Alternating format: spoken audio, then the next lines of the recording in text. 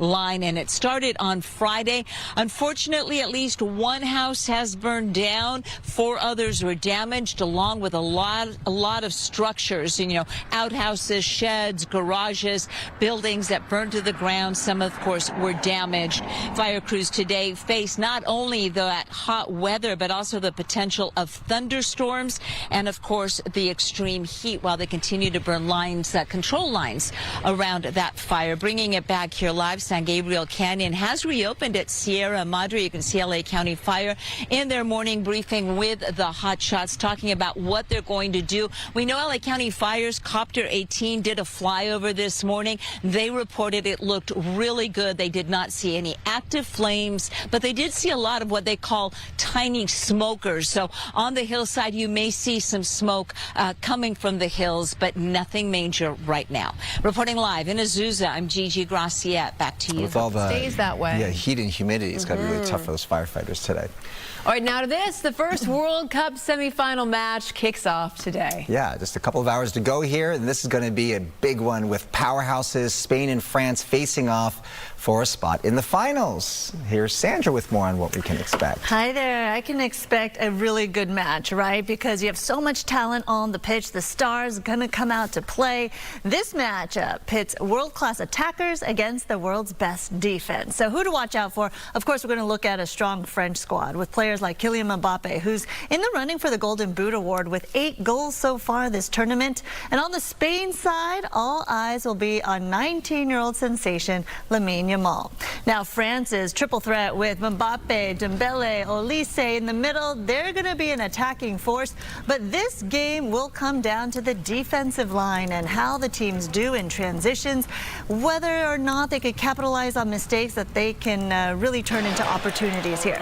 As for Spain, Lamine Yamal is a creative attacking threat, and he says he is ready to play the game of his life. But it's their stellar world-class defense that's most notable, only allowing 1 goal against them this entire tournament.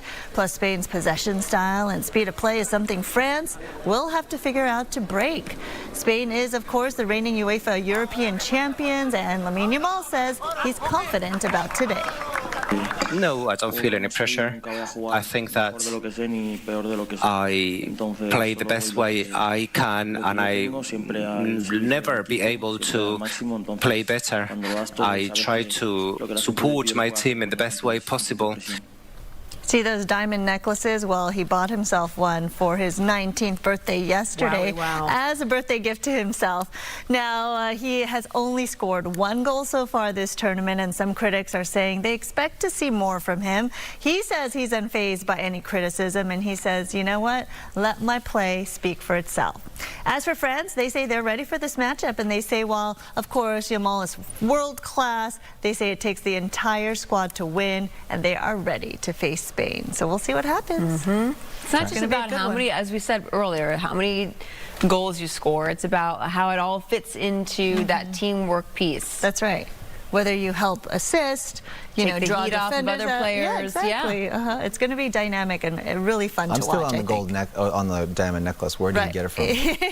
Because you want to go to the jeweler, right? I know. Happy Jewelers. The Dodgers go to Happy Jewelers, or at least they get a lot of their stuff from there. But I wonder where he got this from. Oh, you know, it is pricey. $400,000 chain. Oh my goodness. Wow. With precious stones and diamonds. Wow. Yeah. Wow, it's beautiful. Wow. Is that it? And he's not only, well, he's had that one, okay. the LY Lamine Yamal one. Okay. But these, I think it's the, the multiple diamonds. Yeah. I think it's also interesting how they're already big international stars, but how much more attention they got after this World Cup. Like, oh, for sure. Erling Haaland's social media went up like 20 million followers just after this World Cup. And Team Norway came home to 90,000 fans greeting them in Norway. Yeah. Yes, they have become a sensation. Are they all rowing? They probably were all rowing. So all right. Thank you, Sandra. So, yep, as we were saying, France and Spain in the semifinals. You can see it right here on Fox 11. Pre-game coverage starts at 10 a.m. and then the match starts at noon. All right, let's get to Stu with a check of traffic. Who are you rooting for today, Stu? I'm going to go with Spain. Spain. The rain in Spain. That's what it's going to be. It's going to be Spain.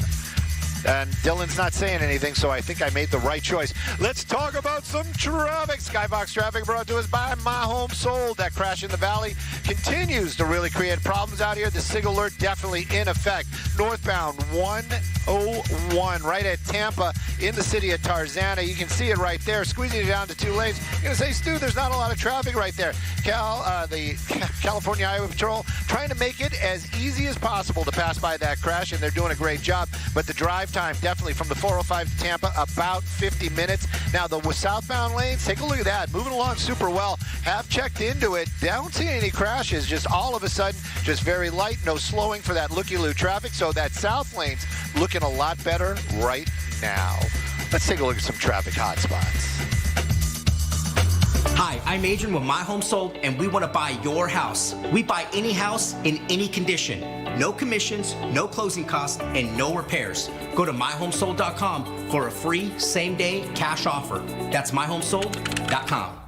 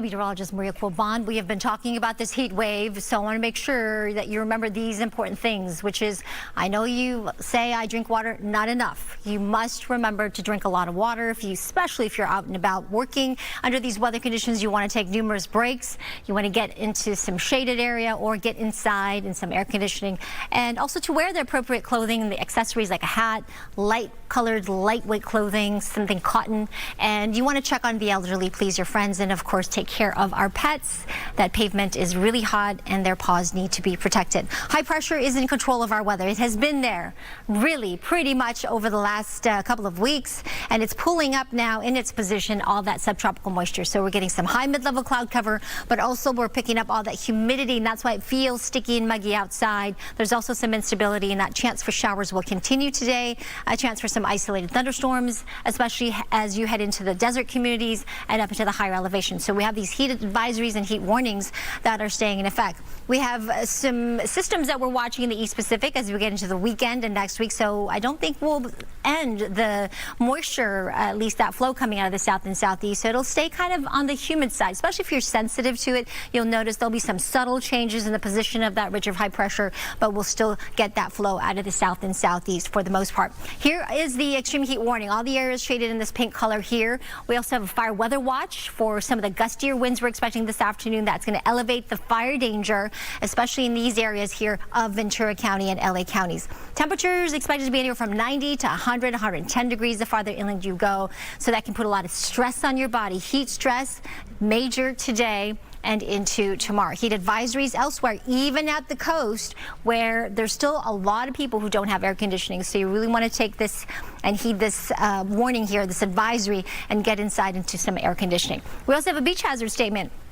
Mario's been talking about the high tide that's coming in again tonight. Some 7 to 7.5 foot high tide coming in later tonight, and that is causing some issues along the coast with some minor coastal flooding as well as beach erosion. 81 in Inglewood today for that high temperature. Look at the Central Valley in the triple digits all the way to Sacramento. We're talking about 103 to 105 degrees. Indio 111. That's why the heat warnings are in effect there too. Riverside, lots of sunshine, a few occasional high clouds, but getting to 98 degrees at 2 p.m. I'll send it back to you guys. All right, Maria, thank you. California is among the states where a stomach illness called cyclosporiasis is surging. Yeah, you don't want to get this. Brooke is here with all the information on that. It does not sound pleasant, to say the least. Not at all. Listen, this is a really big deal. The CDC says 31 states have reported infections, including California. Michigan, they've reported some 2,600 cases, and it's all linked to your food. I'm talking about fresh produce. So cyclosporiasis is an intestinal infection that you can get caused by a parasite that contaminates typically raw fruits and vegetables, though I'm told water could be contaminated as well. The symptoms are rough: watery diarrhea, cramping, bloating, fatigue, nausea, sometimes vomiting. It can last for days, even weeks, if it goes untreated. Federal health officials say there is currently no evidence linking all the cases to a single source. Instead, they're looking for multiple causes of the infection. In Michigan, past outbreaks were linked to bagged salad mixes and kits, fresh cilantro, basil, raspberries, snow peas, even green onions. Experts say you don't have to give up fresh produce, though, right now. They say there are some steps you can take to reduce your chances of getting sick, and that starts with buying whole heads of lettuce instead of bags. For things like lettuce, you want to remove the outer couple of layers of leaves first and then wash thoroughly under running water. For fruits and vegetables with a firmer skin, you want to wash those really thoroughly. 100%. Okay, so when she says wash them thoroughly, they mean actually scrubbing the firmer vegetables with a clean brush. Yeah, you should also cook leafy greens when possible. And of course, wash your hands before and after preparing raw fruit and vegetables.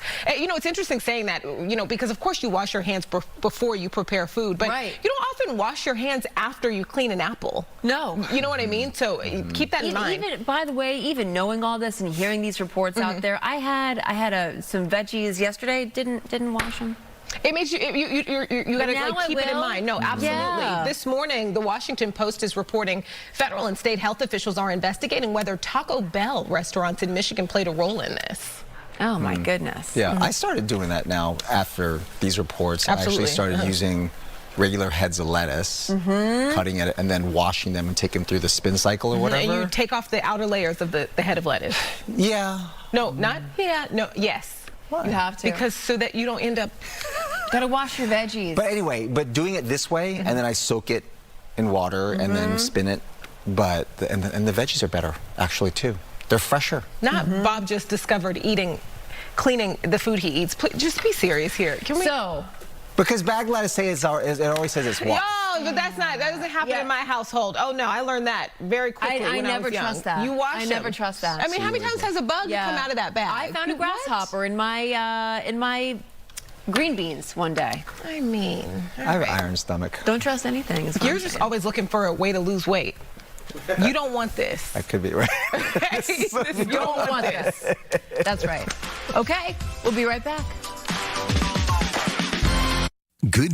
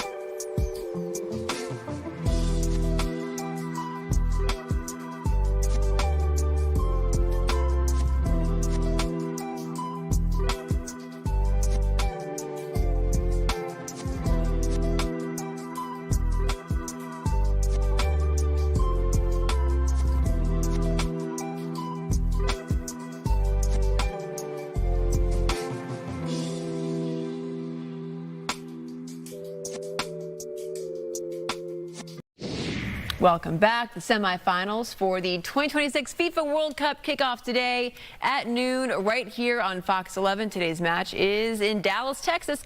But if you wanted to experience some of that high octane energy, well then Pomona might be the place for you to be. Because there is a new fan zone there and it opens at the Fairplex. Coco is live there with a preview. Good morning. That's right. Good morning. We're just a couple of hours away from this official fan zone opening here at the Pomona Fairplex. This is going to be a lot of fun, as all of the fan zones have been, because you really get to enjoy that World Cup fever. You also have lots of entertainment, great food, big screens to watch the game. And of course, Metro is here as well. Okay, Bob and Jen, I think you remember our friend Dimitri from LA Metro. Actually, Bob, he was dressed similar to you last time, but of course he's sharply dressed as well, as always. Thank you. So, Dimitri, tell us about LA Metro's involvement in these fan zones. Well, if you're coming to the Fairplex today, don't drive. Take Metro. You can take the Metro A line or Metro Link and get off at the Pomona station, and Foothill Transit is doing shuttle buses to and from the Fairplex. Yes, and then you've also got a fan zone opening at West Harbor and San Pedro, and you can also take the Metro there. That's correct. So if you're heading down to San Pedro, you take the Rapid Bus J line and get off in San Pedro, and you're right there as well. easy breezy. Yeah, easy breezy, and I think that's why people have been really loving riding the Metro. If you can talk about what the numbers are showing. Well, we've had a lot of great response from our shuttle bus to and from LA Stadium for the matches. We had more than 200,000 rides go to and from the matches, so we're just really thrilled that we got to be the ticket to ride and give fans a great experience. Yes, and what should people know ahead of time when they're riding the Metro to these events? Well, we do have collectible tap cards that you can buy here at the Fairplex or at West Harbor, but we did launch a new contactless payment before the World Cup, so you only need your debit card, credit card, smart wallet, smartwatch, and it's $1.75 each way. Love that. And Dimitri, like I said, Metro has been set up at all of the fan zones. Tell us about the activation that you have. Absolutely. So this incredible bus, there's 4 of them that we custom did with West Coast Customs. If you remember Pimp My Ride from back in our day, and partnered with Justice Care and Opportunity Development, which helps youth that are transitioning out of the justice system get trained for jobs. So we had a lot of these great students and graduates work on these buses. I love that. Thank you so much, Dimitri. And they really did make it really impressive. I love that you brought up Pimp My Ride. I mean, I just love that era. It was so much fun to watch it. And they really did pimp that ride. It is amazing in there. So if you are going to come in here to the Pomona Fairplex, you want to check out, of course, the bus, but you also want to check out all the other activations that they have. I mentioned last hour that I'm loving this fan zone because they have air conditioning like Union Station did as well. So you're going to be able to go inside of the Fairplex and really enjoy all the air conditioning, all the cool activations inside. They also have a cooling center because, of course, we are in a heat wave.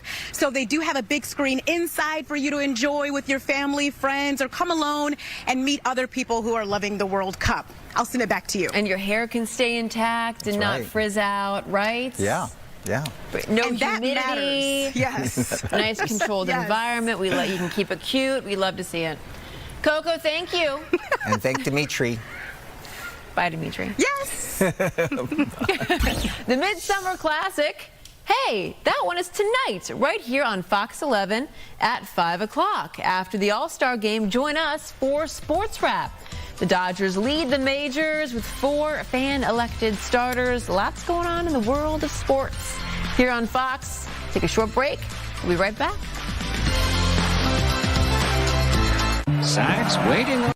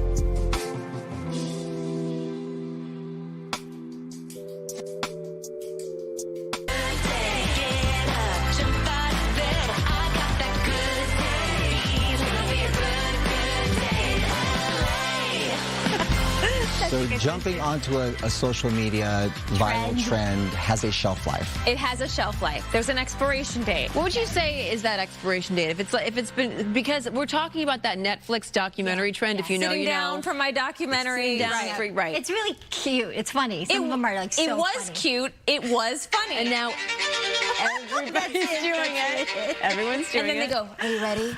Netflix responded to it. Do I look at this camera? Do I look at that camera? Yeah, they had. Yeah, do I look at this camera? Netflix put out a big thing on social media saying, and it was really funny. They said, "How are we supposed to make all of these documentaries?" And it was funny. And now I did it with my 4-year-old son. Yes, 2 weeks ago. And he was using a step stool to climb up on the chair. Adorable. And I coached him through it, and it was cute. It was really. But Maria, let's put it to bed. Let's put it to. Maria said she wants to do it, and Jen and I go. Be a dork. You're going to be a dork if you do it now. I'm going to be a dork. I have older followers. Maybe they're not aware. You know what? Do it on Facebook. Do it on Facebook. Don't do it. In that case, don't do it on Instagram. When it has gotten to Facebook, it's done. It's already done. Oh, poor Facebook. No, listen, I still go on Facebook, but I'm just saying. It's still the #1. I mean, YouTube, Facebook, and then Instagram, I think is the You know number why, too? Because you have Facebook Marketplace does really well. And I ran into someone the other day that goes, I heard you 2 weeks ago talk about Facebook dating. That's how I met my girlfriend. Oh. It's a big deal. It's sure. Yeah, it's a different demographic. Yeah. On Facebook. Say the least. I do like that I see you, Facebook Marketplace. Facebook followers. I love that Facebook Marketplace. He buys and sells on Facebook Marketplace. I do. It's successful. I get it. Do you? Or I've sold also. you? Oh. Yeah, he has. He actually sold something for me, too. I go meet in a public place, though. Yeah, he does. He does. All I know about Facebook is my mom's friends will post their foot surgeries on Facebook. Okay, no feet. I don't like Please, the feet, no. though. Yeah, no. Well, now there's a hand Got my site. corn removed the other day. Like, please, I don't need to see that. Please, My mom enough. used to do flowers of the day. That was her thing on Facebook. She would just post whatever flower caught her fancy on her walks in the morning. You know what? Anyway. Do you? Okay, yeah, do you. You want to be a dork and post on Netflix documentary, it's fine. Hot, humid summer heat wave. This continues. We've got some heat alerts. I don't have to tell you how humid it was. If you were outside, even this morning or yesterday, you felt it, right? Temperatures are going to be even hotter today and tomorrow, well above average. And with the humidity, it is getting into that dangerous zone. We underestimate the power of heat. I'm telling you, it is the #1 leading cause of weather-related deaths. So don't take this lightly. Relative humidity values, as you can see, really up. Anything above 50-60%, we're feeling it here in SoCal. So we're talking about 75% relative humidity right now in Burbank, so it's sticky. 84% in Santa Ana. Just remember the difference between heat exhaustion, heat stroke. If you see someone suffering from a throbbing headache, for instance, no sweating despite the heat, red hot dry skin, rapid strong pulse, that's when you want to call 911 because that person could be going into heat stroke. So really some dangerous conditions that can precipitate these types of symptoms today. Just a quick look at our almanac. Typically, we would see a normal high temperature 82. We're expecting 89 today. Our sunset time is at 8:05. All right, I'll show you the 7-day forecast in just a few moments. Back to you. Thank you, Maria. I'm checking to see if when Netflix posted that, because when Netflix responds, it's enough. Yeah. It's a wrap on that. I think you should do something about that. I think we should get to stop. I'm going to start reporting these posts. What's the reason for reporting? Too late. Good morning to you. Entertainment is sponsored by Yamava Resort and Casino. Okay, I have been following this for months. And remember when we first talked about this $110 billion merger deal, right. We said not so fast because there was going to be a lot of people that were going to try and prevent this deal from happening, to present lawsuits maybe insinuating that this deal should never have even happened. So 12 states, including California and New York, so the 2 biggest entertainment states, I'm sorry. bless you, are now suing to block Paramount's takeover of Warner Brothers Discovery. California Attorney General Rob Bonta is leading the case. The U.S. Department of Justice has already signed off on the $110 billion merger. So the DOJ gave it stamp of approval. Okay. But according to AG Bonta, the deal would, quote, extinguish competition by creating a media behemoth with the power to raise prices in film and television. He also says it would harm theaters and television distributors, and that harm would trickle down to hurt consumers and workers. Movie theaters, basic cable TV distributors, and audiences on every sofa and in every movie seat would feel the impact of this unlawful merger. The Attorney General says that they're prepared to file a temporary restraining order unless Paramount and Warner agreed to wait to close the merger until after the judicial process. Paramount released a statement calling for the lawsuit to be rejected, saying the suit is, quote, wrong on both the facts and the law. I want to also let you know about the other 12 states that are also arguing this would really affect the big blockbusters, like the big Marvel movies, these big summer blockbusters, these tentpole productions. And it would actually lower the quality of the films that we watch overall. They're also arguing there would be less content for consumers, because you think about it, you got two major studios that are now merging. They were in competition with each other, so it kept the friendly competition heat going. And now if they're merged together, there may be less input and output. Besides California and New York, the other states include Arizona, Colorado, Connecticut, Massachusetts, Minnesota, Nevada, New Jersey, New Mexico, Oregon, and Washington State. I mean, so how transparent have they been when it comes to the details of this merger? Because there's no, it's not going to hurt competition. No, it's not going to. Those are all just assurances that I don't think people are buying right now. Since 2022, there have been over 40,000 production jobs that have been lost. In 4 years. That's 10,000 jobs a year. That's significant. That are going away. That is very significant. I think the biggest concern, especially in our state, is now we have these tax incentives. We want to get LA back to work. We want to get these union workers back to work. We want to keep these sound stages full and booming with production. And if we start merging, especially two huge studios like this, there will be less to come out for it. And when they say that it will affect the consumer, whatever you're paying now for these streaming subscriptions, most likely you will then have to pay more. It will get passed down. It's going to go up either way. It will go up. How much? Either way, but how much now? Would it go up? Right. There's a deadline, though, right? Like the clock is ticking, because doesn't Paramount have to close the deal sooner than later? Otherwise, they have to pay their shareholders. So they're trying to block it. They really would like concessions. They want to block it. There's even rumors that Paramount, if this deal is blocked, may leave California. They've talked about that. They have talked about it. That has been a conversation. And that would not not already been so deeply impacted by these mergers. I think there just needs to be a better, this is where the cities and the states come together, like we've talked about with LA County coming together with our state of California to talk about what is the best way that we can, the number one priority is how are we going to keep the jobs? We can't take any more job loss, especially in production, especially here in LA. Here. With COVID and the strikes and with streaming and now there was a prop house that I saw that the owner of the prop house was being interviewed, and she said that most of this is like she has sold props or given props, however it works, to major productions like blockbuster movies, and now most of that is going overseas. Absolutely. And when post-production starts going overseas, that's scary too. That's just like a microcosm of the bigger problem. Absolutely. We have to do our best to try to keep as many jobs in our city, especially production. We own that. We're Hollywood, right? It's the backbone of our industry. Okay, now to our poll question this morning. Last hour we asked you, I'm not kidding when I say this poll is blowing up. And I like that I'm talking about a $110 billion deal, and now I'm merging to what's your favorite ice cream flavor? But both are very important, and this was blowing up in our newsroom today. How did caramel swirl make the list? That's what I said. What are you talking about? You said you like salt and straw. The number one flavor at Salt and Straw is sea salt caramel. I said cookies and cream. You said you like salt and straw. Their number one is caramel swirl. Julie in San Clemente, as much as I like chocolate, the mint with chocolate chips is superior. It's the superior chocolate. Okay. Stacy in LA says, I'm team vanilla, but not just any vanilla. It has to be vanilla bean or French vanilla. Thank you. You could put me in the ice cream snob category. Nancy in Valley Village, mint chip all Another vote for mint chip. People love their mint chip. They love their mint chip. Can we just get a look real quick? What's winning right now? It's mint chip, isn't it? By how much? By a mile. Look at that. My goodness, that. 27%. By a mile. Yeah. Pretty crazy. That is crazy. I do like mint chip, but I don't think it's my first go-to. Cookies and cream, which didn't make the list. I like strawberry. Hey, good morning, everybody. We've got you covered traffic-wise. Good daily traffic sponsored by the law offices of Jacob and Ronnie. Call jacob.com.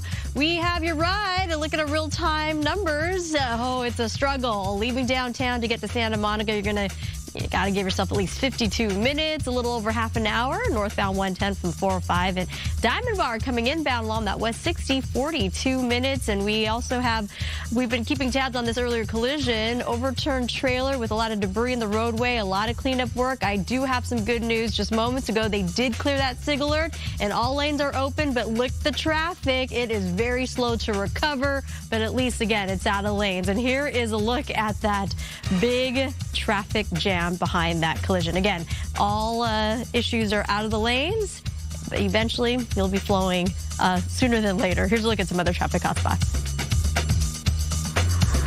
So I do hot yoga every day. After the accident, my lower back was so stiff I couldn't move, and I called Jacob. They treated me like a king. I did not have to deal with anything. If you're in an accident, call Jacob. Call Jacob.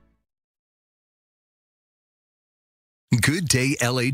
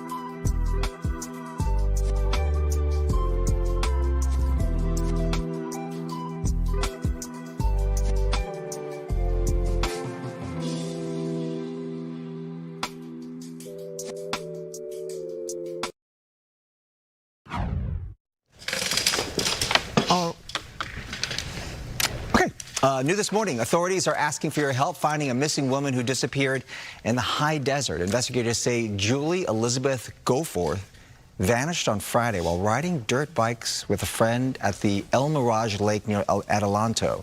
The two separated, but Goforth never returned to their vehicles. Deputies say she's considered at risk because of the extreme heat that we're dealing with right now, and also the possibility that she might not have any water. Any information you're asked to contact the San Bernardino County Sheriff's Department. Hopefully she's found safe. Yeah. Big event is happening this Sunday, meantime, in LA. Yeah, this one is to help foster youth get what they need when they go off to school. It's called Deck My Dorm. The mission, making sure all 160 students receive all of their dorm essentials so they can kick off their higher education without having to worry about the basics to get by. This is so important. The event and others like it are because of a nonprofit group called Connecting a Caring Community. And joining us now, Lisa Cotimer, co-founder and executive director of Connecting a Caring Community. Thanks for being here this morning. Thank you so much for having me. Thank you. This is such important work that you're doing. Before we talk about Deck My Dorm, though, I want to talk about the organization. Tell us more. Truly blessed. About 10 years ago, people would always ask me, why am I happy all the time? What coffee do I drink? And I said, I'm literally happy because I live a life of giving. I wake up every day and I say, what can I do today to make the world a better place? And we created a platform where other people could do that too. Yeah, and so it really is a caring community. It truly is. The word community is key in all of this. So blessed, yeah. And so how does it work? You do stuff, I'm sure, all year round, but this is just one facet of what your organization is. Exactly. So we have close to 400 volunteers in the community. Every month they're out there giving back, whether it's at hospitals helping kids with cancer or drug addiction or homelessness. We're literally filling the need. Whatever is out there, we're there to fill it. And so Deck My Dorm is happening on Sunday. This is so important, especially for, I mean, people who are coming up in the foster care system. They might not have as much support as other kids. So tell us how it works and why this is so important to that community. Deck My Dorm is one of our incredible projects, literally one of my very favorite. And 160 kids will be there next Sunday to get everything they need for their dorm. Wow. Our donors in our community have ordered off our Amazon wish list. Our donors have been so generous, and because of that, they're going to have thousands of items. Literally, I think close to 3,000 items were ordered off the Amazon wish list, and these kids will have everything they need so their dorm can literally feel like home. I feel like it takes a lot to put something like this together. Oh my. I mean, because you think about all the things that they need, all the things that you need to curate and gather for an event like this. Listen, my mother remembers very well, I'm sure, what it was like to, try to get all the stuff for my dorm in college. I can't imagine doing it for, I mean, literally hundreds of kids. I can't take the credit for all that. I have an incredible team and incredible chair people that make this happen every day, incredible board of directors, and the donors and the sponsors are what make this happen. I'm just a small part of it, but I get to do this work every single day, which I'm blessed to do. Is there any anecdote that you can think of, any way that this has made an impact on one particular person or a memory that you've made along the way with this? The magic happens every single day. But literally, we're changing lives. And we find that not only are we changing someone else's life, we're changing our own life. The more you give, truly, the happier life you live. But I imagine, like, you have a foster kid, like kids in general that are going to school just don't have a lot of means to be able to gather all these essentials and all these things just to get started. So. Yeah. How long have you've been doing the Deck My Dorm situation? And like, I can imagine these kids going in and going like, at least I don't have to think about, where am I getting by bedding for the bed in my dorm? So this is our 5th year. We started with 21 kids 5 years ago, and today we're having 160 foster kids come through. And we've heard from some of these kids in the past and truly how it's changed their life, and that they would never have been able to go to school and have these items if it wasn't for us. Otherwise, they'd be moving in with a black trash bag. Right, right. That's it. And this just kind of sets them off on a confident foot, because I remember, being a freshman in college and how nerve-wracking that whole experience was, let alone having to worry about how to get the whole thing done. Exactly. It makes their journey much easier, and it really makes them know that they're loved by people that they don't even know. How special is that? Yeah. So this takes place on Sunday, and we see that at the gymnasium there. So how does the process work? They go in, these students, these kids are identified, and then they just get to go and basically go on their little shopping excursion and stuff like that? Well, they come thinking they're just getting their bedding, and when they get there, they realize they're leaving with a backpack and huge duffel bags filled with everything they need. So they've got to come not really knowing, and then they leave, they're like, wow, this is real, this is really happening. And the smiles that go on that day and the love and the warmth that's filled in those rooms, it's really extraordinary. Yeah, what have been some of the reactions that you've seen? Tears, laughter, love. Shy kids that don't want to talk but leave with just so many words of gratitude. The gratitude is really, I think, the word. That room is filled with gratitude, whether the recipients or the donors or the sponsors. In addition to what we're doing with the 160 kids of giving them everything, we're also giving over $20,000 in scholarships for them as well. Wow. Yeah. That's really huge. proud. We're really proud. Really proud. So this is one of your favorite events of the year, but again, you said your organization does so many other things. So for any of our viewers that want to get involved or want to learn more about your organization, how can they help? So definitely check out our website. We do give back projects every month. Our two big projects are Deck My Dorm, and another one during Christmas is where we give back to UCLA Mattel Children's Hospital. And every month we're either at the help group, Beit Teshuva, the homeless shelters. We're out there hands-on doing the work that we need to do to make our world a better place. Love it. Thank you. Thank you for what you do. Thank you. Every day. Appreciate it. Yes, for more information on how to volunteer and get involved with other events like Deck My Dorm, you can just go to Connecting a Caring Community. It's right there at the bottom of your screen.org. Over to you, Maria.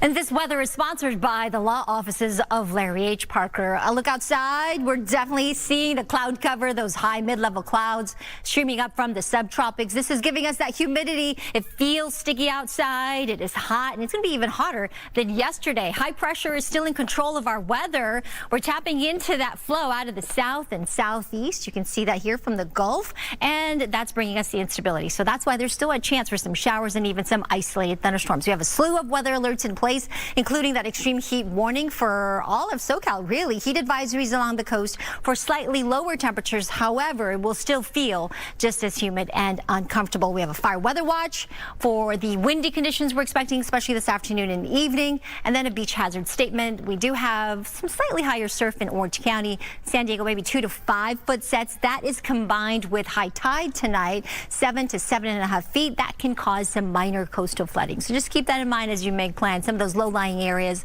and those parking lots along the coast could flood out. Otherwise, 2 to 4 feet, Ventura County, LA beaches, 75 to 80 degrees on the sand, maybe even a little warmer than that.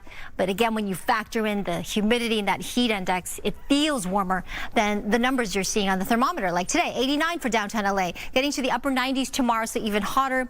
Temperatures will drop slightly as we get to Friday and the weekend, but humidity will still be a factor. 105 in the valleys and the Inland Empire. Slight chance for some storms there. Greater chances as you head up into the mountains. 80 degrees in Big Bear. Got 20 to 30% chances for some isolated thunderstorms through the end of the week and even this upcoming weekend. 104 in the high desert. Slight chance there, but looking at 109 as we get to tomorrow. Of course, a little hotter in a low desert. 108. You factor in the heat index, feels more like 112 to 115. That's going to be the same tomorrow. So stay heat safe, please, if you're out and about. Back to you. Well, thank you, Maria. It sounds like we're going to melt out there. We're also melting in here, because founded in 2011, The Melt is on a mission to serve craveable comfort food with 100% all-natural ingredients. And today we celebrate the opening of their latest Southern California locations with an S, with District Manager Oscar Fernandez. Hey, Oscar, come on in here. Let's melt some hearts together. All right. By the way, the food smells delicious. What's your personal favorite over here? My personal favorite is the double melt burger, which we have right here. Yum. What makes it special is that we have an Angus Wagyu blend. We chop the burger with a chopper and we put the cheese on top, and the cheese gets in all the nooks and crannies of the burger. Oh, what are you doing tonight? There you go. I just got that. Okay, no. That's perfect. Yeah, there you go. Yeah. You have locations. Tell me about the 2 new ones to join the Melt family. Well, so we just opened 3 in the LA market. So we had Torrance, which is in the Del Amo Mall. Yep, South Bay, where are you at? Yep, okay. We opened Burbank. Okay, 818. We have a grand opening at Long Beach tomorrow. 562. Yep, I'll be there chopping the burgers up. And also the first 100 guests get a free melt burger. Okay, did you hear that? The first 100 guests get a free melt burger tomorrow at the Long Beach location? Long Beach location. Oh, you gotta go. And we also have 2 more locations that are coming up. We have UCLA, which is in the Westwood neighborhood, and we also have Monterey Park as well. Ooh, great. Speaking of Monterey, this cheese, I don't know if it is Monterey, but it smells amazing. I know you have natural ingredients within your menu, and it is mac and cheese day, so do you mind if I celebrate? Please. Oh my gosh, that is so savory.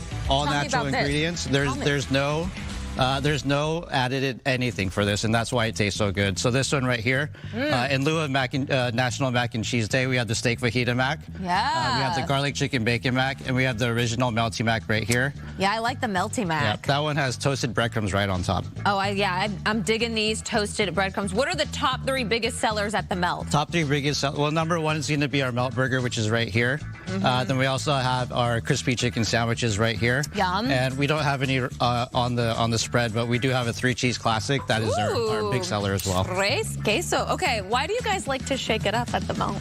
I mean, it brings all the boys to the yard. Hey! Their milkshakes bring all the boys to the yard and the girls. I love it. Yeah. You're going to cheers me a little shake? Here we go. Oscar, you're a star. Thank you. And so is the Melt. Perfect. So many locations to serve all of SoCal. Ladies, you're not going to let me eat all this food by myself, right? I need a little comfort. Anyone? Lady? Okay, thank you. Bob, Bob. Bob's been talking, our poll question of the day, foxla.com/vote. We're asking you your favorite ice cream flavor. This guy can't stop talking about cookies and cream. Meet Oscar, Bob. Right. Okay, what do you think? Oh my gosh. Sumata, get in here. Have a little, there's forks right there. Ooh, this is really good. Okay, Bob, did it fill your craving? It was satisfying. Thank you. This is like perfect for us. Here, we're family now. All right. We're family. Okay, the Melt. Maria, is it going to be melting outside and melting inside, right? In and out. Like one's a chocolate shake, got one strawberry. Okay, we'll be right back. The Melt, you don't want to miss it. Go to the Melt. All their new locations, too. Which one do you say is the most popular? Good Day LA weather is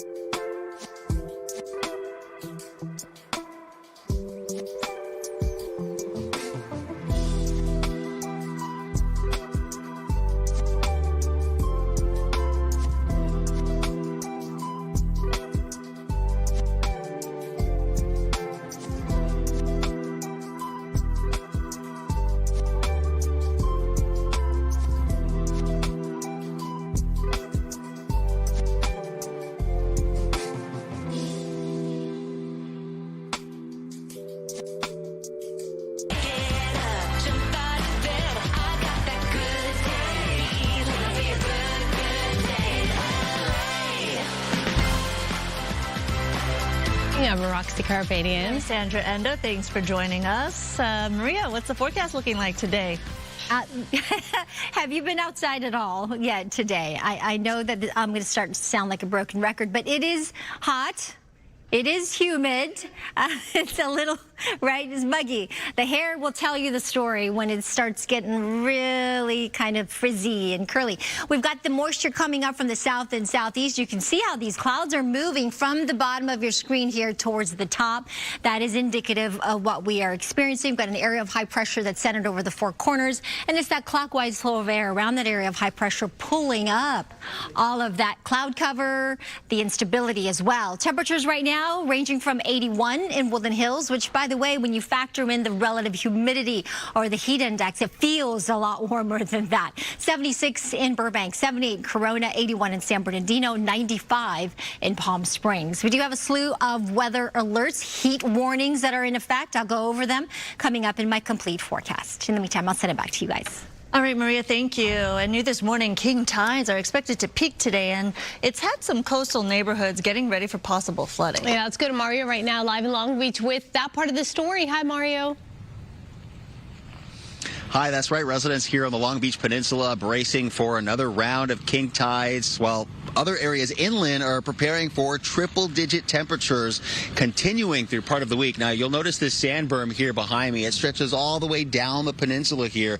We've actually been watching crews as soon as the sun came up out here with those bulldozers, bringing in more sand and building it as high as they can, protecting a row of properties out here. Prime real estate, many with underground garages that can flood easily, sitting on low-lying streets. So take a look at the video here. It shows how these residents have been prepping with free sandbags from the city, hoping to keep ocean water out. This area especially vulnerable during these king tide cycles, and which is why we're seeing Long Beach crews reinforcing the berm. High tide reached about 7.5 feet last night, and that raised concerns about waves crashing over the berm and into some of these low-lying coastal areas. It happened just last month when king tides flooded part of the boardwalk and several homes here, where residents say these neighborhoods are on high alert. The tides have been really crazy, highs and lows. I mean, minus tides and tides high enough where it clears the berm and hits the buildings. Yeah, it's just been really crazy this year. I've never seen it like this. The berms keep moving further and further towards the buildings. Before it used to be way out here where that guy is fishing. Now it's close to the buildings. And if we come back out here live, low tide was around 4:30 this morning. You can see some activity here in the water, that border there. The National Weather Service issuing a beach hazard statement through Wednesday, warning of dangerous rip currents, elevated surf, and again, the possibility of coastal flooding. The highest tide was around 9 o'clock last night, and tonight around 9, 10 o'clock, we're expecting another round over 7 feet. For now, that's the latest here in Long Beach. I'm Mario Ramirez. We'll send it back to you. All right, Mario, thank you so much. Firefighters make progress battling 2 wildfires overnight, but extreme heat could make some problems for them this morning. Gigi Graciette live in Azusa with the latest on the Zebra and Summit fires. Gigi? Good morning. We just received an update from LA County Fire. They just wrapped up their morning briefing here at the Visitor Center on San Gabriel Canyon. The fire is holding at 25 acres, and although there are no visible flames right now, conditions are smoky, and they say they have not stopped the forward progress of the fire. Take a look, because firefighters were out here all night long trying to contain what's being called the Zebra fire, burning in steep terrain. It started last night around 7 o'clock near Highway 39 and Mountain Laurel Way, right above that community there. And as of last night, using infrared technology, it was mapped at 25 acres. So again, no growth overnight. There is no current threat to structures, and Highway 39 has been reopened, at least on this side, on the Sierra Madre side. Now let's go over to the Antelope Valley, a much different story there with truly a monster fire. Over 1,000 firefighters have been assigned to the Summit fire, which is burning near the community of Llano. The fire has burned nearly 2,700 acres near the LA and San Bernardino County line since it started on Friday. As of this morning, the update was it is now 53% contained. Unfortunately, at least One house has been destroyed, 4 others damaged, along with several other structures, some burned to the ground, others damaged. Fire crews today are facing extreme heat, almost 100 degrees out in the Antelope Valley. They're also facing the threat of thunderstorms. Obviously, extremely difficult, challenging for firefighters. Heat doesn't start a fire, but it does help fuel fires. So stay alert. And the number one piece of advice that firefighters always give is if you see a fire start, don't assume that someone else has called 911. Please call it in as soon as possible, because the earlier they get there, the better the chances are they can put it out. Reporting live in Azusa, I'm Gigi Graciette. Back to you. Yeah, they'd rather hear from many people than just us assuming that someone else will take care of it. That's for sure. Thank you so much, Gigi. We'll check in with you soon. Meanwhile, some news overseas. President Trump says we will reinstate a blockade in the Strait of Hormuz this afternoon. He plans to charge other ships for safe passage through the strait. Iran responded with attacks on Bahrain after the announcement. The escalation comes as both sides insist they're in control of the critical waterway, which transits about 1/5 of the world's oil. The price of oil, by the way, has already jumped dramatically. As the cyclospora outbreak continues across the U.S., health officials now believe lettuce or other salad greens are the leading suspects. But they still haven't identified a specific brand, grower, or supplier. People are still urged to thoroughly wash or cook fresh produce. Thousands of people have fallen ill across several states, including several cases here in California. After 100 matches at the World Cup, we are down to the final 4. Today it's France versus Spain to play for a spot in the final. The first semifinal match, France and Spain, will be held at noon today at Dallas Stadium in Texas. Spain has only given up 1 goal the entire tournament. They square off against a French squad that has scored 16 goals so far, 8 of them coming from Kylian Mbappe, who is tied for the lead for the Golden Boot Award with Lionel Messi. For Spain, teenage sensation Lamine Yamal turned 19 years old yesterday. Although this might be the biggest match of his young career, he insists he's feeling no pressure. No, I don't feel any pressure. I think that I play the best way I can, and I will never be able to play better. I try to support my team in the best way possible. France and Spain, you can watch it all right here on Fox 11. Our pregame coverage starts at 10 o'clock this morning. The match starts at noon. Exciting. Down to the wire, right? Almost. We'll be almost watching, over. that's for sure. I was watching his necklace. Did you see? All the bling. The bling? That's what caught my eye. All those diamonds around his neck. All right, we've got some traffic to tell you about. Good Day LA traffic is brought to you by DTLA Law Group Accident and Injury Attorneys. We're going to zoom in. We're going to go to the 101, where parts of the 101 were impacted by that overturned big rig. But here at Moore Park, it looks good. Both sides of that 101 freeway just before the 405, moving nicely here. Looking at our drive times in and out of downtown LA, it's pretty typical for this hour, this time of the hour. Westbound 10 going towards Santa Monica between the 5 to the 405. It's about 39 minutes there. On that north 110 between the 405 to the 10, 27 minutes, not too bad. On that west 60 between the 57 to the 5, around 39 minutes. Now let's take a look at some of the other traffic hotspots. This broadcast is locally sponsored by DTLA Law Group, Auto Accident and Injury Attorneys. Have an injury? Text Injury Help to 40222 or visit us online at calldowntown.com. Message and data rates and usage may apply. Good Day LA traffic is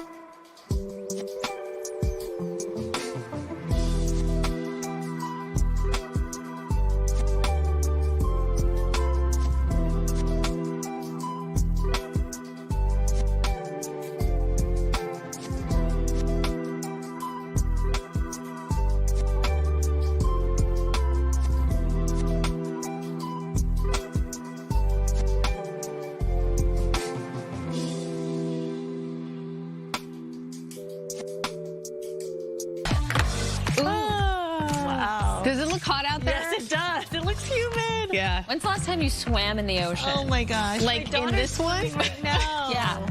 Shout out to all the JG, Junior Guard. Yeah. Yeah. Second day of the second session. Ooh, nice. What's your favorite thing to do in Samo? Eat. Oh, okay. You? Yeah. Does Bay Cities open again? I think so. Yes, yes. Yes. Okay, Yeah. I love it. That's a good deli. Let's get into entertainment. Sponsored by Yamava Resort and Casino. Anthony Bourdain. I mean, a master, Legend. right? Icon. Icon. He had quite a life and a legacy that has lived on in the kitchen, out of the kitchen, in the restaurant, out of the restaurant for years, even after his passing. And now we're going to see more of both of his life and his legacy in the new A24 film, Tony. Action. What time is it? It's time for work. The story we tell, it's a chapter in Kitchen Confidential. It's about Anthony Bourdain's experience in the summer in '75. Got a future world famous chef here. Don't corrupt him. Bourdain, for all of us, he's sort of this iconic, rebellious guy. Iconic and rebellious are two great ways to sum it up. This is going to be a comedy drama, biographical film. Dominic Assessa, a great talented actor. He will be playing Tony, a.k.a. Anthony. The film explores his early years working in Massachusetts in the 70s, where at the time Anthony Bourdain was a 19-year-old who wanted to be a writer, but he took a summer job at a Cape Cod restaurant, learning under the mentorship of a Brazilian-born restaurateur.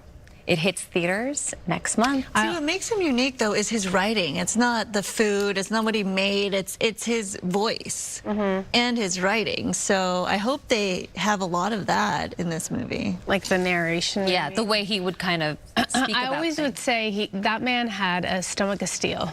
Oh, yeah. Because, oh my gosh, some of the things he would try would blow my mind. Yeah. But he had that natural curiosity all the time about life and different places. Watching him wasn't about just the food. Obviously, you were learning about the different cultures and the history of the places, which made it so interesting. It's his perspective. Yeah. But I always like when they focus on the early years, because we know so much of what happened in their life when they gained fame. How did they get there? But it's all about how they got there. You know, it's inspiring to see.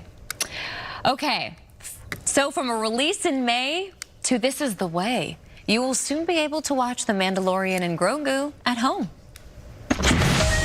Mandalorian, now he will suffer, and then it will be his turn. Not if you all die. Oh, Pedro Pascal and Grogu. July 21st is the date to play couch come Mando. Get it? I got it. Yes. Okay. So, you know, it was based on the hit series on Disney Plus. You had Jon Favreau at the helm of this, not only the series, but then bringing the film to the big screen. And I asked you in the commercial break, are your kids fans of Grogu? Do they refer to Grogu as Baby Yoda? Do they even know who Yoda is? Yes, they do. But they don't really refer to him. They just, what do they? I mean, they just know of it. The child? Yeah. Known as the child. Yeah. Have you ever caught any of the show, The Mandalorian? Okay. Yeah. I think you'd like it. If you just try season 1. It's on the list. Yeah. Your list is longer than like a CVS receipt. Really, like Santa Claus. Really, she's making a list. Yeah. She's not watching any. On Friday, they text you like, what should we watch? I can't. And then you get so mad. I get so, let me just tell you, I know we're going to go, Bill. Every Friday, I'll get a text from her or Bob. Sitting on the couch right now wondering what to watch. What do I do for you guys all week long? What happened to that list, right? Where's that list? I follow your list. You do. Yeah. Thank you. Did you follow the poll today? It's pretty, I was going to say cool, but I'll say it's heating up. Ooh. So mint chocolate chip is in the lead at 26%. That's yours? Yeah. I like the white mint chocolate chip, though. Not the green me one. too. Not the super green one. Right.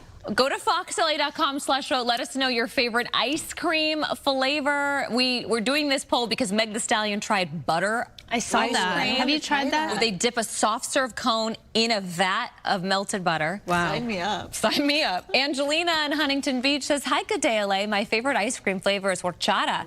Tastes amazing with how the flavor is supposed to be, and it's from Handel's Ice Cream. I have not been to this place. yeah. A lot of people have talked about it. I gotta go. It was on your way. Definitely recommend to try it. Variety of different creative fun flavors, okay? Julie in San Clemente, as much as I love chocolate, the mint with chocolate chips is superior. All right, Julie, this is a popular comment. Bob, I'm glad you're standing in the wings because Ryan and Carson says caramel swirl all the way and with crushed pretzels on top. How's that sound, Bob? Sound good, Bob? Sure. Oh, hi. Juan in Menifee says Rocky Road rules. Oh. We're getting a lot of comments on that. Sometimes I crave a coffee. Yeah, good coffee's good. I want my coffee in a cup. I just want my coffee hot or ice. I don't want it ice cream form. Do you like coffee candies? Yeah. I do like also Thrifty's black cherry. That was always a good one. Oh, really? Yeah. Do you know over the weekend I heard music and I was sent back to being 10 years old again. You heard the ice cream truck? I heard the ice cream truck. I ran, I got my chanclas, I got some cash, and I ran outside because I wanted to catch. What'd you get? I got the, okay, don't laugh. You're going to laugh at me. You got the popsicle, didn't you? I got it with the bubblegum eyes. Oh, that's hilarious. With the bubblegum eyes. Taste as good as they did. Wait, how much did it cost? It was like $3. Okay. Wow. Yeah. All right. Well, That's a good deal. We'll be right back. It is? It's kind of pricey. No, some Well, $3. expensive.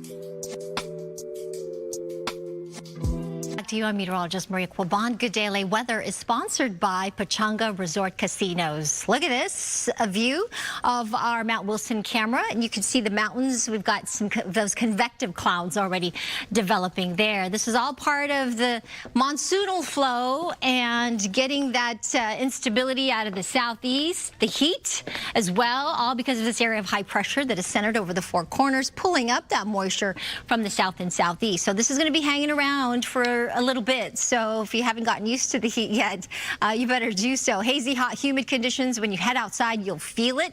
That chance for some showers again today, especially over the mountains and the deserts. There's even a chance for an isolated thunderstorm a little bit later this evening. And as that high sort of subtly changes its position, we may lose a little bit of the humidity, but it'll be around, especially if you are sensitive to that. We've got another system we're watching to our south in the East Pacific that could continue to just feed us with that moisture coming from the subtropics. So the heat is here with us, and it is a dangerous heat. When we talk about the extreme temperatures getting into the 90s and triple digits, 110 plus, especially inland. So this can cause a lot of stress on our bodies, as heat stress is what we're concerned with. So you want to exercise caution if you have to spend time outdoors. Heat advisories, even along the coast. A lot of people don't have air conditioning there, beachside. So you want to make sure you get to some air conditioning this afternoon. Don't take it lightly.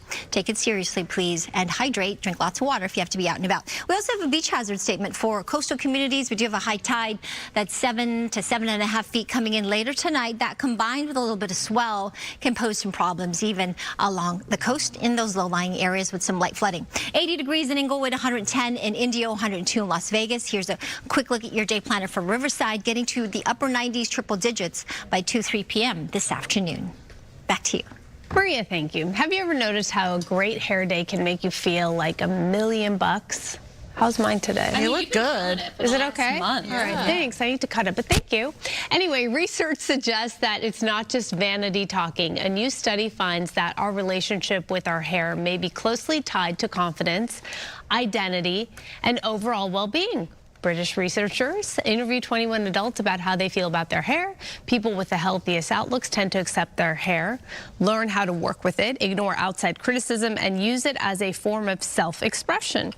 Researchers say hair may play a bigger role in body image and mental health than people realize. The takeaway, hair isn't just something we style. It may be one of the ways we communicate with who we are in the world. So I do remember after kids, and I know you did this, I think many women make the mistake of chopping their hair off. Yeah. It's like something happens within us, and then you regret it like a couple weeks later, and then you don't feel like yourself until it grows out. You chop it off to here. You think you want a mom. Or shorter. Bob, right. Yeah. And And then some people with long hair, they kind of hide behind their hair, like that's like a security blanket. Yes, kind of I do that with clothes, especially certain clothes. You like feel like it's your blanket. But I also, on the other end of this argument, I would like to say, as the one person who's been bald on this desk, I will say that once you don't have your hair, you can't put so much identity and so much energy into your hair, because like everything, it fades. And if you don't have it anymore, what am I not supposed to rock some big hoop earrings and some bold lipstick? So yes, your hair is important. No, your hair isn't the only thing important about you. Whole identity. But that's your perspective, being as what you went through. Being as what I went through, right. And seeing that, like, oh, I have a beauty mark on my head, or this or that. By the way, you had a great shaped head. Well, thank you. And my husband has a shaved head, and I think as a couple, you should have matching haircuts at least once in your relationship. So with that said, we were both bald at one point. And not like cone head bald. No. A good shape. Very nice. A good shape. Nice and round. Thank you. All right, Amanda, thank you. The Midsummer Classic is tonight right here on Fox 11 at 5 o'clock after the All-Star Game. Join us for Sports Wrap. The Dodgers lead the majors with 4 fan-elected starters. You don't want to miss it. We'll be right back.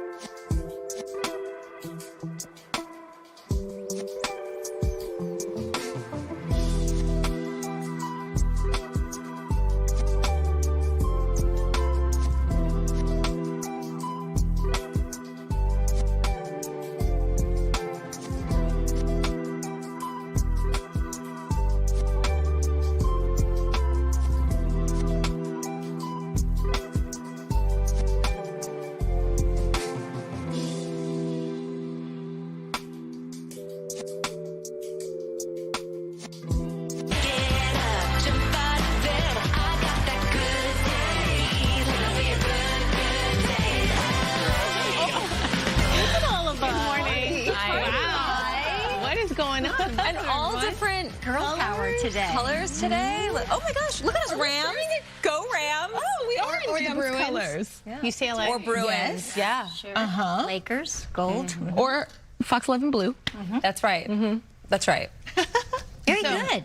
We know our colors. Do we know our names? We Do we say our names? I mean, What do at we this do? point. It's a lot of names. Amanda. Brooke. Roxia. Sandra. Maria. Check out our new album, our new girl group album I feel called like Breaking News and Spice Breaking Girls. Hearts. Yeah, it's the Spice Girls up here. All right, I'll take it then. Let's talk about the heat and humidity. Okay. We're all here for the party. The temperatures are going to be up again today. We've got the, you know what? I like the humidity. Do you guys, are you okay with the humidity? I mean, my hair doesn't, You like it but for your the skin. right? It really is the key to a smoother complexion and fewer lines, is humidity. It really is, because I look at my mom, I look at the people that I grew up with in the tropics, and they have very few wrinkles. In the tropics, oh. Yes, because of the moisture. You know, that's why they're always telling us to moisturize, moisturize. So we have nature's way of moisturizing with the humidity. It's also humid in Dallas. Maybe you're flying out there. You're going to be late. That match starts soon. Semifinals, of course, France versus Spain, 87 degrees there with a chance for thunderstorms. So we're actually looking at very similar weather conditions with the humidity and instability. For us, we've got those heat alerts, including even a beach hazard statement on top of those excessive heat warnings. Temperatures will be hot today, even hotter tomorrow.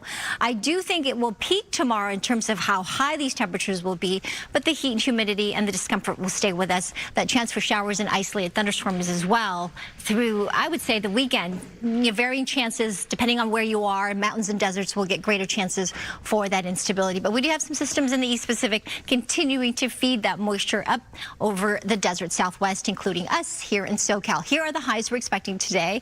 105 in Woodland Hills, 97 in Corona. Again, you factor in the humidity and the heat index, you know it's feeling more in the triple digits in these areas here in the IE. 99 in Riverside, 84 in Santa Ana, 88 in Long Beach to 108 in Palm Springs.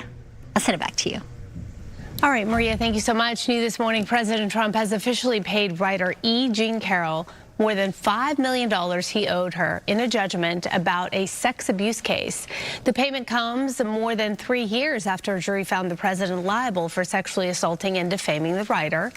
The money had been held in an escrow account, but the U.S. Supreme Court ruled against the president in June, clearing the way for the judgment to finally be paid out. California is among the states where a stomach illness called cyclosporiasis is surging. The CDC says 31 cases have been reported and infections have been reported, including here in California. Okay, what do we need to know specifically if people are like going out to eat, right? Like you're shopping at the grocery store. It's concerning. I mean, if you're one of those people that doesn't wash your fresh produce, become a different kind of person. Even if it's like the lettuce that says like triple wash. So the thing is, in my household, like growing up, I remember being 8 years old and helping with Thanksgiving. It was greens, and I was like, no, it says wash. Right. My mom was like, we're still gonna wash. Yeah. And then you think about that as an adult. How many times has a bug come out of there, or like a physically dirty leaf come out of a bag? Lettuce or a kit. So, you know, it is, I get it. It's also hard with salad kits that you're thinking, you know, you're going to eat immediately. Right. It's tough, but I've got some tips for you. Okay. But washing is the biggest deal right now. Just Michigan alone reported some 2,600 cases. This is all linked, as we've been saying, to your food, fresh produce. So cyclosporiasis is an intestinal infection that you can get. It's caused by a parasite that contaminates typically raw fruits and vegetables, though I'm told water could be contaminated as well.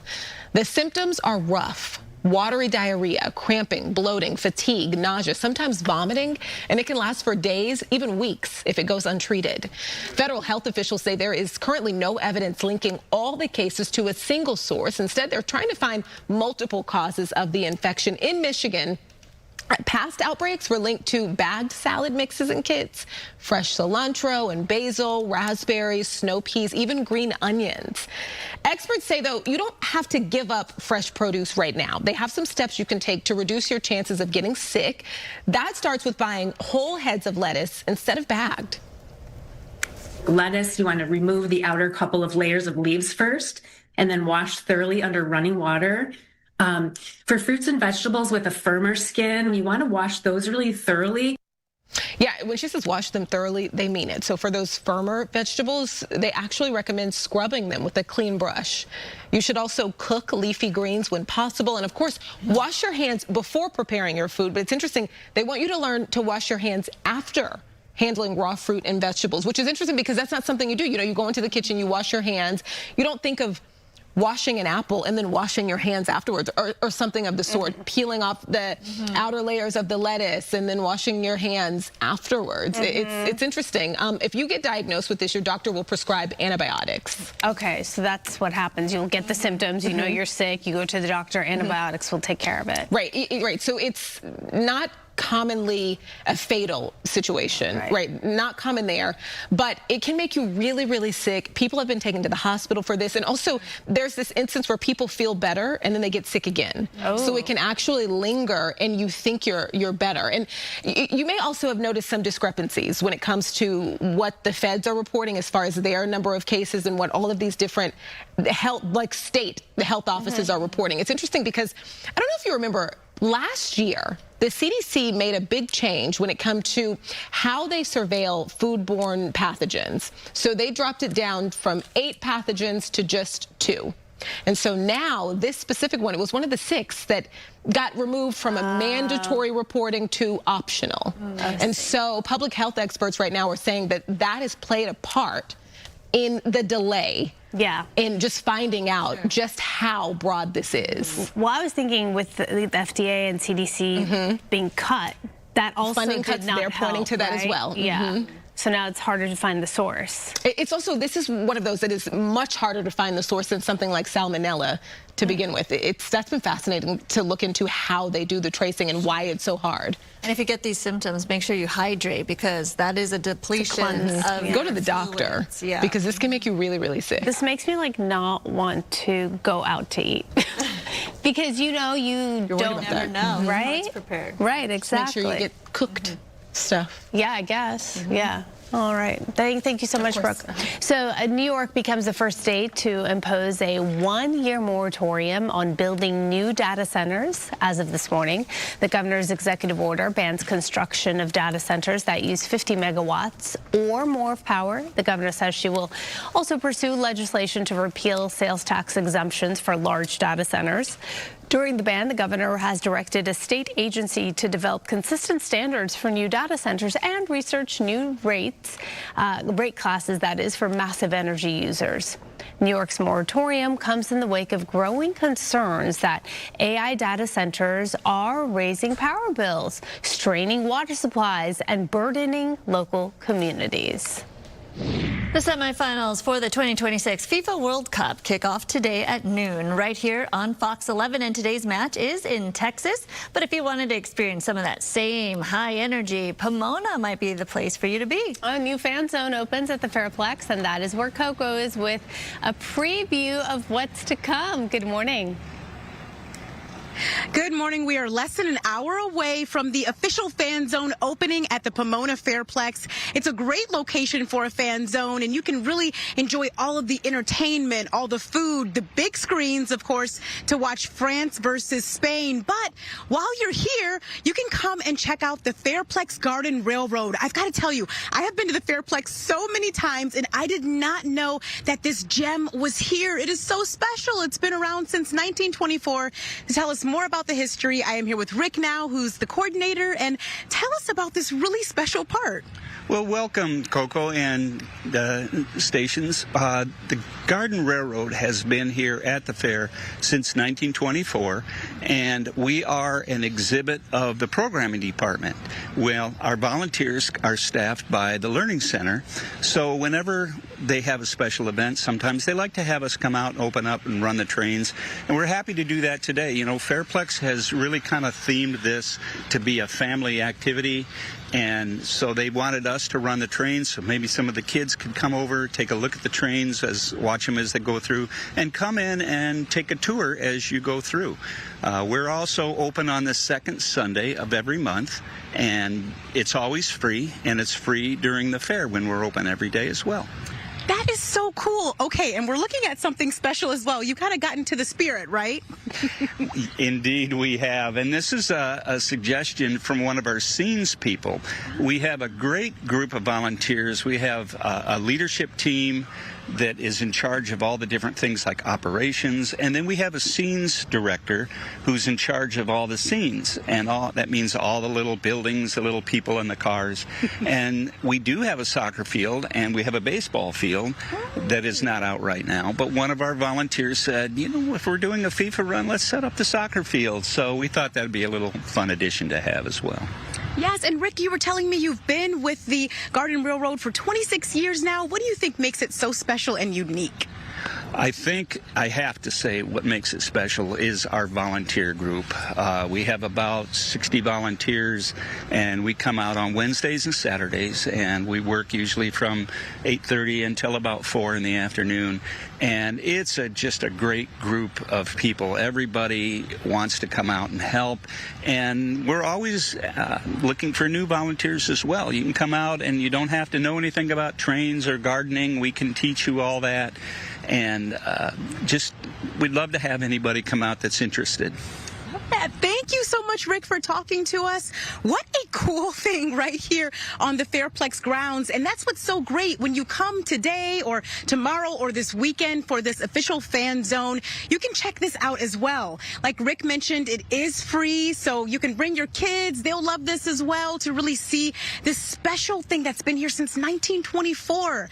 Now, back to the fan zone that opens today at 10:30, also open tomorrow and the weekend for the finals. If you're looking to buy a ticket, they actually have this really cool 4-day bundle under $25, and that gets you access into today, tomorrow, and Saturday and Sunday as well, right here at the Pomona Fairplex. I'll send it back to you. All right, Coco, thank you. And Pomona is definitely a place to check out today. But if you're closer to the coast, there's another party starting today in San Pedro. An official FIFA fan zone is also opening at the brand new West Harbor waterfront, built on the old Ports of Call Village site. Gates open at 10:30 this morning, and they'll have giant screens, live DJs, so much more. You can check out westharborla.com for information on tickets. The last time our guests were here, they had one hot dog cart and they were just starting out. Well, now the brothers behind Glizzy Street, Chase and Chaz Clemens, have a new mobile food cart that serves major events. We're talking across LA and Long Beach, and they're planning an expansion. And here to talk more about their business, their anniversary, and their plans to give away free hot dogs. Wow. Welcome, Chase and Chaz. Thank you so much. Thank you so much. Congrats on all your success. Appreciate that. Thank Gosh, you. I remember that first food cart you rolled in here to our studio. Literally. So it's been a year. What's happened in that time? I mean, a lot has happened. As you've seen, we had the little red carts at first. Now we have a completely health-approved cart. We've been doing so many different events. We've been super busy. We did the Long Beach Amphitheater. We did Long Beach Coast, a lot of different events. We can't do it all, obviously, but that's why we're looking to expand pretty soon. Good problem to have. Yes. You can't do it all, right? What's the biggest fan favorite, special order people want to order? Definitely the Glizzy Way. The Glizzy Way. Tell us about that. Everything. Which one's the Glizzy Way? Right here. This one, yes. The middle one is the Glizzy Way. Okay, so what's on it? What makes it the Glizzy Way? Mayo, ketchup, mustard, barbecue sauce, and chopped up chili peppers. Whoa! I smell the peppers, which smell delicious and great. Thank you. You've been doing some collabs. You teamed up with Raising Cane's. Is that right? Tell us about that. Yeah. So to celebrate our 1-year anniversary, we're teaming up with Raising Cane's to do a 1,000 hot dog giveaway. They're going to be giving away lemonade, sweet tea. There's going to be party. There's gonna be a DJ, music. There's gonna be lawn games, music. It's gonna be very fun. It's gonna be very, very fun. Very, very fun. So as you serve up these hot dogs, do people talk to you a lot about your journey, how you started? All the time. You guys are so young, right? Yes. Tell us a little bit again about your story. Yeah, so we started with $400 at our family gas station. We bought one of those little red carts that you see outside the stadiums. Yep. We posted a video, went viral in the first 24 hours, which is so crazy. People are coming all over the world, supporting us, all over the country as well. And we've only been growing ever since. That's pretty amazing. Thank you. How does that feel? Has it really hit that you've had so much success? We're just so grateful because we're just young kids with a dream. How old are you? 16 now. Okay. We're 15. Okay. I know this has been a journey. We really want to inspire young kids as well. That you could put your. We started with $400. Right. Anything's possible if you put your mind to it and use the resources that you have today. A real entrepreneur, both of you. But you guys are in school, so what happens when school starts up again? How do you keep the business going and also your studies? Actually, handling school and business was actually quite manageable. We had our hours set to like, as soon as we get out of school, we do our homework, and then we just set up at Glitch Street. It's definitely a little bit stressful, especially how fast we are growing. That's why we can't do it all. We need to start expanding the team. Wow. Yeah, so. Making money. So you're going to have to bring in outsiders, yes, not just the brother duo here? Yep. Okay, all right. Are you going to employ other kids? Or That's the goal. That's the goal. We want to teach young kids business too, so that's definitely the goal. Is this what you guys want to do long term? Yes, 100%. We see this, we want this to be all over California and further. We're gonna go nationwide if possible. Okay. And I didn't know this, but the cool kids apparently call hot dogs glizzy. Yeah, I didn't know that. So this was news to me. I'm a cool kid now. You guys, best of luck. Congratulations. I mean, it's pretty incredible, right? That's right. And they smell so good. I'm going to try one. Very fresh. The event is from 10 a.m. to 2 p.m. It's at Lincoln Park. Right, in Long Beach. Yep, in Long Beach downtown tomorrow. This is for National Hot Dog Day, okay? National Hot Dog Day. And, oh my God, I don't know about splitting one. Look good. I don't think I can share something like this. Go for it. Let's see the mess. All right. The messier it gets for the first 1,000 people, right? Get it the glizzy way. The messier, the better. Do it. Do it. Careful. How is it? They're good. It's Thank you. All right, come back. Yes, come back. for sure. Let's see what happens next, right? Yes. We'll do like an annual check-in with you guys. All right. Get your hot dogs. Thanks, guys. Ooh, see, you're making a mess. Sorry. It's impossible.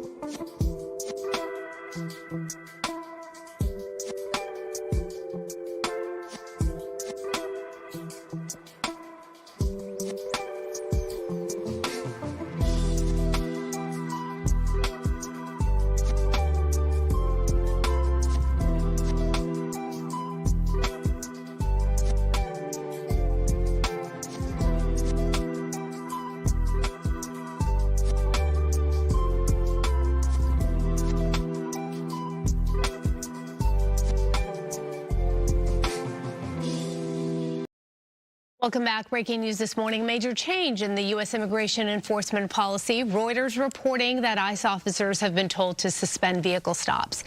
It comes after a death during an ICE operation in Maine. Free our streets! Free our streets! Free our streets!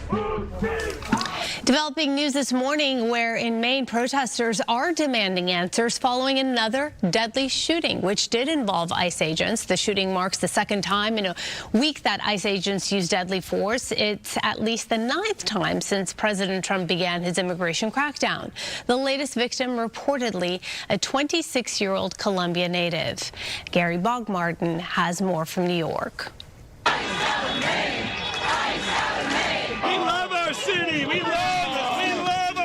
A clash among protesters in Biddeford, Maine after the shooting deaths of a man by ICE. Surveillance video now showing officers approaching the car after the shooting. According to a post from Homeland Security on X Monday night, the man was in a car when Immigration and Customs Enforcement tried to pull him over, but he tried to flee the scene. In that same post, Homeland Security says that's when an officer opened fire out of fear for public safety. Some witnesses say the man was trying to do what he was told. I clearly heard the victim say, "I tried to stop."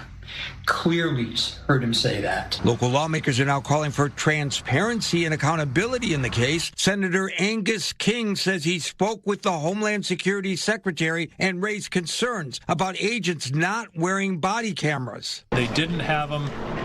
They're coming, he said, in something like 45 days, but that doesn't help us in this case. Senator King says the FBI will lead the investigation into the case, but he wants Maine state and local police involved and not frozen out of the process. Meanwhile, outrage reverberating throughout Washington. Billions of taxpayer dollars are being used by ICE to brutalize and kill American citizens and violently target law-abiding immigrant families and communities. Immigration rights groups identified the man who was killed as a 26-year-old native of Columbia. Gary Baumgarten, Fox News. Americans are going into debt to pay for groceries. That's according to a survey from the Urban Institute. Last year, more than 28% of working-age adults used a credit card to buy groceries and made only the minimum payment or did not even make the minimum payment. More than half of those surveyed say the cost of groceries increased a lot in the past 12 months. All right, you know what's increasing? Our temperatures. If you haven't been outside yet, then you're going to be faced with some humidity. And if you have, last couple of days actually has been really humid, and that's because of this area of high pressure. It has just been anchored over the Four Corners or the desert southwest, and that clockwise flow of air around that high pressure system pulling up all of that Gulf moisture. So it's hot, it's sticky and uncomfortable. There's even some instability, so a chance for showers will continue, especially as you head toward the mountains and the desert. So we have a slew of weather alerts in place, including that extreme heat warning for really most of SoCal. Heat advisory along the coast, and we even have a fire weather watch for some gustier winds that are going to be picking up later this afternoon and evening for the mountains, Oxnard, Ventura County, and a beach hazard statement. So we've got a lot of stuff to think about when you head outdoors. We want you to stay obviously heat safe, so you should really drink a lot of water, especially if you have to work outdoors. Take those numerous breaks and get inside in some air conditioning and be comfortable. Otherwise, we do have some high tides coming in again tonight between 7 and 7.5 feet. So that's causing some minor tidal overflowers, some minor beach flooding because of some higher sets rolling in. Nothing too big, but this together combined will give us some problems along the coast, especially in those low-lying areas, those beach parking lots. 2 to 5 foot sets, some of the bigger sets in Orange County. 89 degrees for downtown LA today. Tomorrow even hotter, 96. When you factor in the heat index, it'll feel more like it's in the triple digits. Temperatures do lower as we get to Friday and the weekend, but we're still going to tap into that subtropical moisture, so it'll still feel a little bit warmer and sticky. 105 in the valleys and the Inland Empire, to 110 possible tomorrow. That is why that heat warning is in place. The mountains, 80 degrees. That's pretty warm for Big Bear as well. And that chance for thunderstorms, heads up, if you are planning a hike, do it earlier in the day, but also some of those downpours that can go along with those thunderstorms. High desert, 104 today to 109. And if you think that's hot, look at the Coachella Valley today, 108 to possibly 112 tomorrow, with those chances for thunderstorms continuing through the early part of next week. All right, stay heat safe out there, guys. Back to you.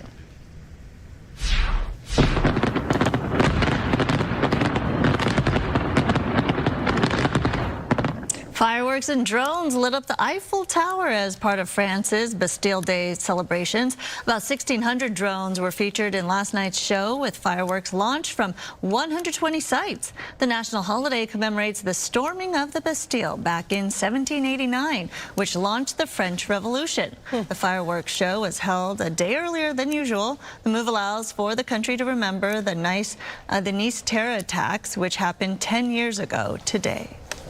Coffee lovers can add another reason to refill their mug. And new research suggests that coffee may benefit both your gut and your brain. Scientists in Ireland found people felt less stressed and had better moods drinking either caffeinated or decaffeinated coffee. Researchers say that caffeine appears to change gut bacteria in ways that support mental well-being, attention, even memory. So, bottoms up. Sometimes on weekends I wonder, do I really need coffee to start my day, or is it just a habit? I say yes, I need my coffee. I think it's a combination of both for me. Like, it just feels like part of your habit. Yeah, normal routine, right? Yeah. But it is nice to like sit and actually enjoy a cup in a mug rather than to go, right? That's it's like a luxury. That stays warm, too. Yes. Because for you, it'll get cold, right? And then I sip on it the whole day, right? Yeah. All right, keep it here. Actually, you know what?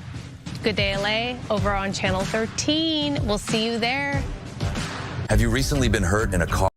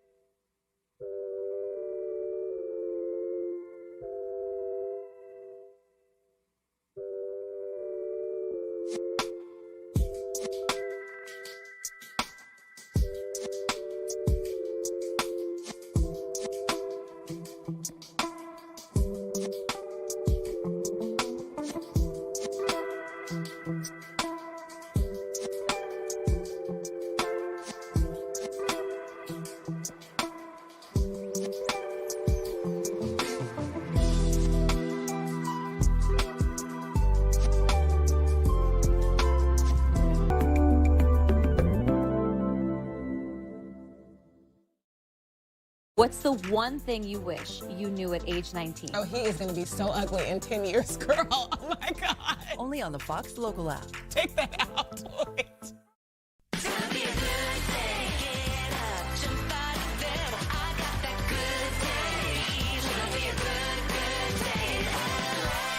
Good morning and happy Tuesday. Welcome to 10 a.m. That's right. In less than a week, we will know which team is taking home the 2026 FIFA World Cup Championship trophy. But first, it's the semifinals. That's right. Spain takes on France today in Texas, and that is where we'll find Fox's Rebecca Castor with more. Hi there, Rebecca. How's it going? Hey guys, well the excitement is brewing out here because these semifinals are going to be a battle of the titans. All 4 teams left have won the World Cup before and are looking to make history. Alvarez! Oh! Will Argentina do it again, giving Lionel Messi one more World Cup before a rumored retirement? Or will France or Spain's golden teams be the ones lifting another trophy? Or is it finally coming home, with England's first World Cup since 1966? Those questions will be answered this week with 4 matches left in the 2026 tournament. First up, France and Spain here in Texas. I'm rooting for France because I believe in Mbappe. Between France and Spain, I don't know who's winning. France and Spain are the only teams in the tournament that have not trailed their opponents, and their defenses have been almost perfect. France has only allowed 2 goals, and Spain only 1. Go forward, Spain. We are going to win the World Cup. We are going to win. And I think we have a good chance to go to the final, and we need to win this one before, team change and the coach is changing and everything. We need this one to close this cycle. England versus Argentina tomorrow in Atlanta is expected to be another fight. The reigning world champions have been nearly eliminated twice, and the English will look to be the ones to put them away. And today's game will be the final one played here at Dallas Stadium. It's seen some historic moments, like Lionel Messi breaking the World Cup scoring record and Cristiano Ronaldo's final World Cup match. We'll see if more history is made today. Sandra and Araxia. See all the fans behind you. What kind of split is it? More for Spain or for France? It's really hard to say, but I think I am seeing a few more French jerseys. A lot of people rooting for Mbappe today. He is one to watch. There's so many stars that are going to take the pitch. I know you have to catch a plane, but hope you get a few minutes of the action right there in Texas. I just want a good game. Yep, it's going to be a good one. Yeah. It will be. It'll be good. All right, thank you so much, Rebecca. It's the middle of July and the heat is definitely on. Extreme heat might take a toll on firefighters, making some good progress battling 2 wildfires right now. Gigi Gracia live in Azusa with more information on the Zebra and Summit fires. Gigi. That's right. Highway 39 has reopened at Sierra Madre, but this is still a firefight and a very challenging one. Joining me now live, Captain Aaron Caton with the Los Angeles County Fire Department. Things are already heating up. How is the Zebra fire doing? I know your firefighters have been out here all night long. Yeah, so late last night, forward progress was stopped, at which point it means the fire no longer poses an offensive threat. And we switch gears. That doesn't mean we just pack up and leave. In fact, now we're focused on containment. And that's a number that you hear out there a lot. What containment means is active line around the fire. And as we were just looking at, there are crews way up top on this fire punching in that line right now. It's at 25% containment, but forward progress is stopped. So they're focused on going through, getting that containment line in, and putting out any hot spots they find. Any obvious start to this fire? No, that's going to still be under investigation. All right, we've got a monster of a fire burning up in the Antelope Valley near Llano on the LA-San Bernardino County line. Over 1,000 firefighters on that one. Yeah, the Summit fire is still an active incident. It's at 2,700 acres-ish the last time it was mapped. 53% containment as of this morning, so they're doing really good work. But they do have 1,000 firefighters committed on that. They're probably going to be there for some time to come. As you can imagine, this little guy, the Zebra fire, 25 acres. That one, 2,700 acres. So we're really looking at orders of magnitude larger. Talk to me about the heat. Things are heating up. We know heat doesn't start fires, but it certainly helps fuel them. Well, it's a contributing factor. We have 3 major contributing factors to fire growth, and those are going to be strong winds, dry vegetation, and high temperatures. And so we're late in the fire season, we're late in the season already, middle of July. And so we have plenty of dry vegetation, especially on top of strong seasonal rainfall, which really made some good vegetation growth. Now it's had time to dry out with these high temperatures. In fact, right about the time we went live, we entered an extreme heat warning, left a heat advisory into an extreme heat warning. So we've got that factor too. The one thing in our favor, we're not expecting really strong winds out of this system. So that's going well, but still it's really important for all our people out there to do everything you can to not contribute to the start of a fire.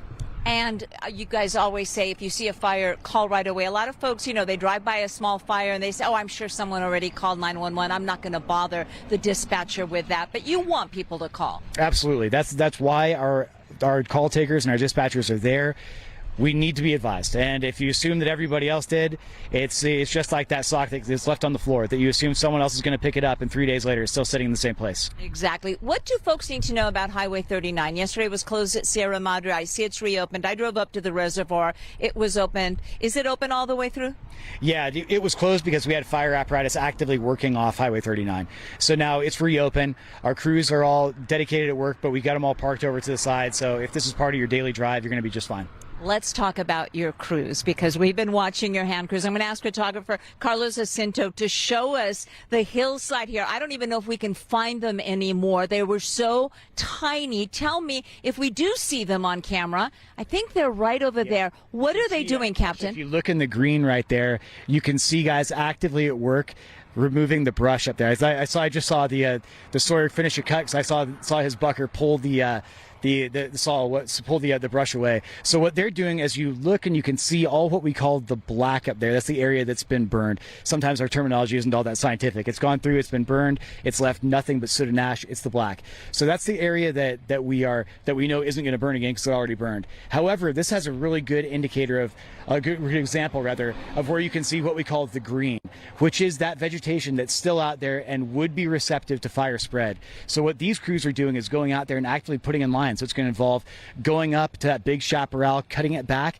Then guys come in with the tools after them, with the Pulaski, with the McLeod, take that down to bare mineral soil. We can see some contingency line that they cut last night on this hillside over here, which is in its hand line up on that last stretch. You can see where the dozer line ends. It goes into hand line. And that's just that bare dirt that's going to stop any further fire spread. Now, that work is hard on any given day, but when you're going to have temperatures, I think here in Azusa in the high 80s with a real feel of 90-something, it's very challenging. Oh, very challenging. The work that our crews are doing, really, how hard it is, it's hard to overstate that these guys are out there. I mean, first of all, you imagine the effort it takes to even get up there to the top of that ridge line, and that's just to get where you need to be and then to go to work. And as they do, they're carrying all their equipment with them. They're carrying their packs, their saws, their fuel, their tools, everything. And they stay out there. Granted, we do make sure our people take regular rest breaks, stay hydrated, because we need to keep them working. And if another big fire went out, then they could potentially get moved over to that. But yeah, this is hard work, and they're going to be out there all day. Shout out to the hand crews, to the hot shots, to the firefighters, everyone on the front lines of all the fires. Captain Aaron Caton, Los Angeles County Fire, thank you so much for your time. I'm going to leave you with that live look, these men and women on the front lines, and it certainly is not easy work. I'll send it back to you in the studio. Super hot, super exhausting, too. All that equipment, yeah, really adds to it. Really appreciate them being out there. Thank you so much, Gigi. And new this morning, some coastal neighborhoods are bracing for possible flooding as king tides are expected to peak later today. Let's go to Mario right now, live in Long Beach, where some homeowners are already stacking sandbags, getting ready. Good morning. Yeah, that's right, Roxy, Sandra. We can tell you that residents out here along the Long Beach Peninsula, they fared pretty well overnight, but they're preparing for another round of possible coastal flooding. And we've been watching city crews reinforcing this sand berm that stretches all the way down the peninsula, parallel to Ocean Boulevard, and it's in place to protect a lot of these oceanfront homes, which we've learned many have underground garages. Possibly that could see flooding with this next high tide. So take a look. That's why residents have been lining their homes with sandbags. High tide reached about 7.5 feet last night, raising concerns that water could spill over the berm and right into some of these low-lying neighborhoods. It's a threat people who live in the area are familiar with. Last month, king tides flooded parts of the boardwalk here and several homes on the peninsula. And residents say the city of Long Beach has been more proactive when it comes to these preventative measures like this sand berm here and passing out free sandbags, but there's only so much they can do. 30 years ago, this beach was way out there, long way out, probably about 30 meters further out. So it's corroding all the time. And it's like senseless because they have the bulldozers and the tractors, they're coming all the time. Last year they didn't have these rocks.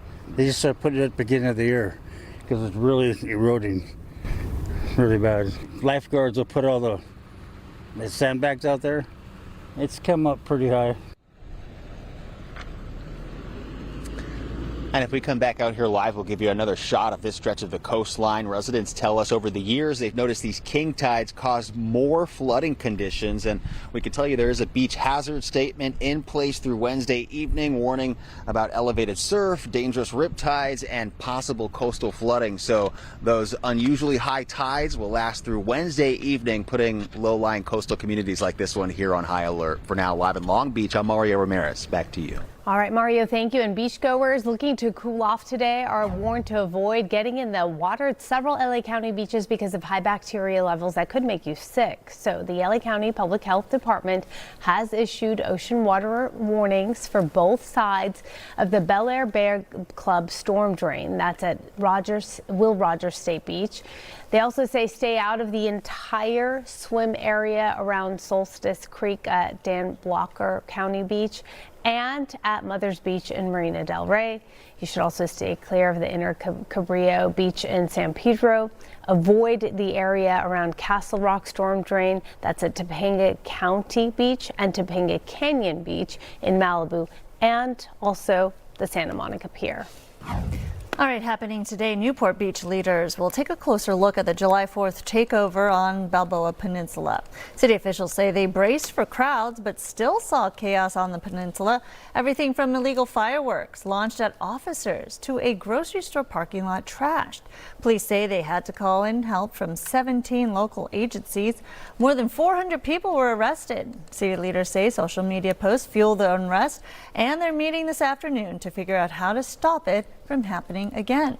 The City Council's meeting starts at 4 o'clock this afternoon. Thousands of signatures were presented to the Culver City Council last night against a plan to extend protected bicycle lanes along Overland Avenue. Opponents say the bike lanes would eliminate a lane of traffic and cause more congestion problems on Overland. And they say the bike lanes would dangerously push parking further away from the sidewalk. We support bicycle safety, but not at the expense of accessibility. Removing curbside parking and installing permanent concrete barriers will affect accessibility, increase cut-through traffic, and impact businesses that depend on customer parking. I drove Overland twice today, more than 2 miles. I did not see one bicycle, not one.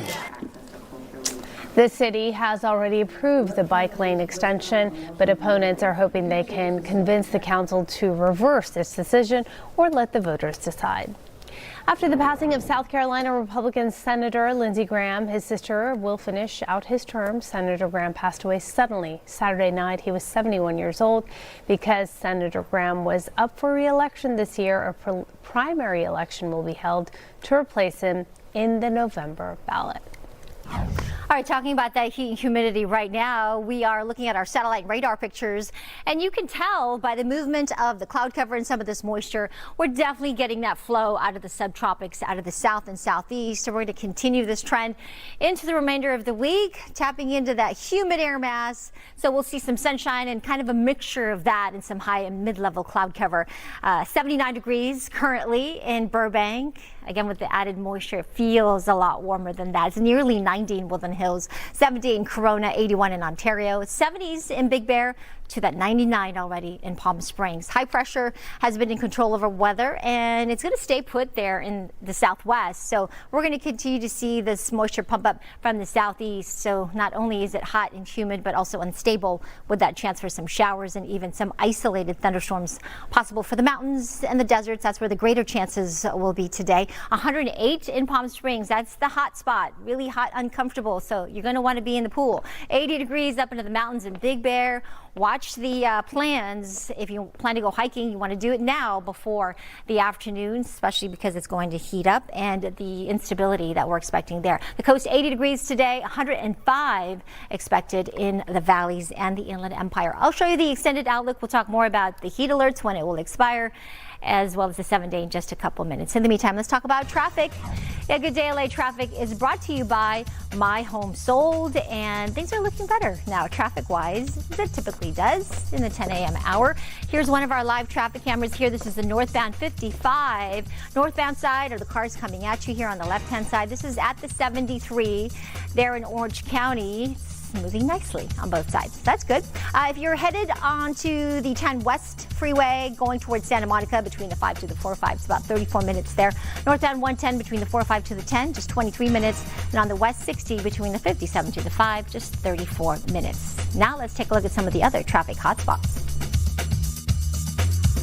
Hi, I'm Adrian with My Home Sold, and we want to buy your house. We buy any house in any condition. No commissions, no closing costs, and no repairs. Go to myhomesold.com for a free same-day cash offer. That's myhomesold.com. Free live news and more.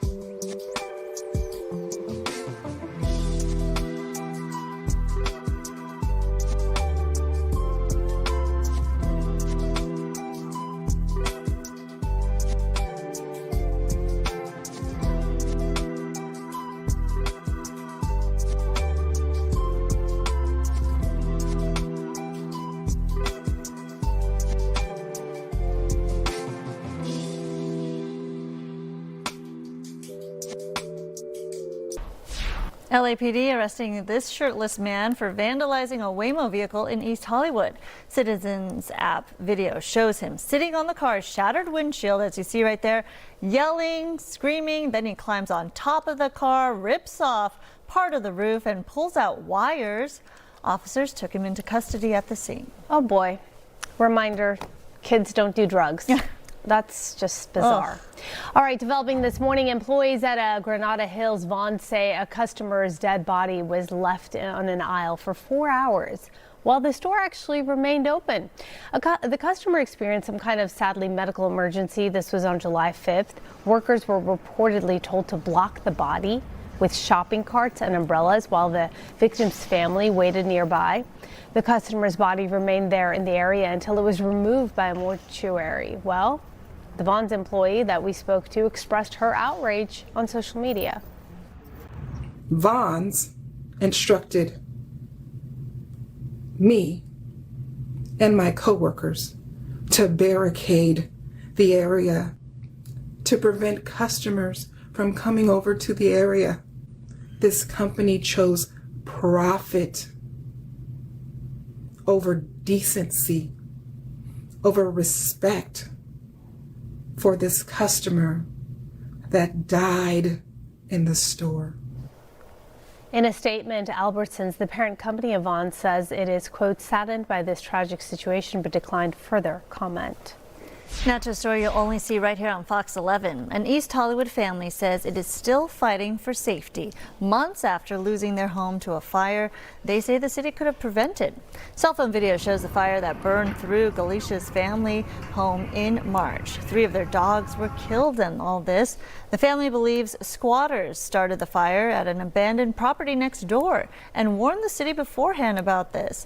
Months later, the family says they are still dealing with break-ins, graffiti, and even threats from trespassers. They're again pleading for the city to do something to help. They say they don't know who's the owner. Can you believe that?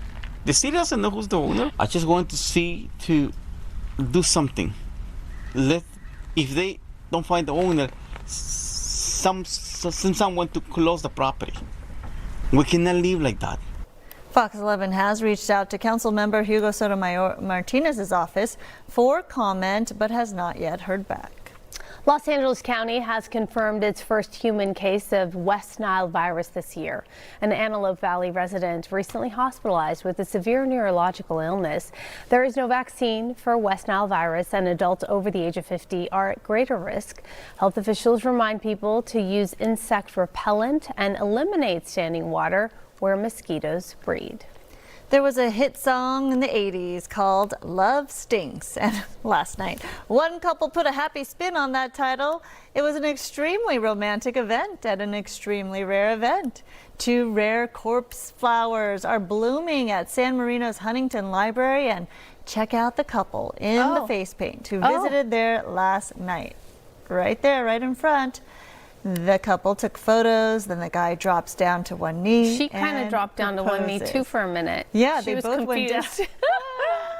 I mean, we're guessing they said yes, right? I guess so. They kissed, and they stuck around for more photos after. It's amazing what the scent of decaying flesh can inspire. Yeah, all the romance. It's funny she dropped down to one knee too. Maybe she really was in shock. Yeah, like well, she didn't even know also, I wonder how bad it smells, because the smell only really lasts 24 hours. So they were cutting it close, right?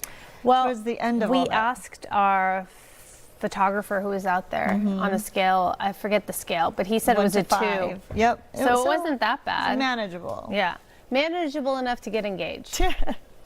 All right, having a great hair day is not just about vanity. A new study finds our relationship with our hair may be closely tied to confidence, identity, overall well-being. British researchers interviewed 21 adults about how they feel about their hair, and people with the healthiest outlook tend to accept their hair, learn how to work with it, ignore outside criticism, use it as a form of self-expression. Researchers say that hair may play a bigger role in body image and mental health than what people realize. The takeaway is that hair isn't just something we style. It may be one of the ways we communicate about who we are with the world. It certainly makes you feel a certain way, right? When your hair is either styled, curly maybe, or straight, kind of makes your personality a little different. Your energy. Good hair day, bad hair day. Also, I will say, when you leave the salon and like you smell good and look good, doesn't it bother you when you have nowhere to go that day? That's like, right. You're looking for a good. place to go because your hair looks good, Yep.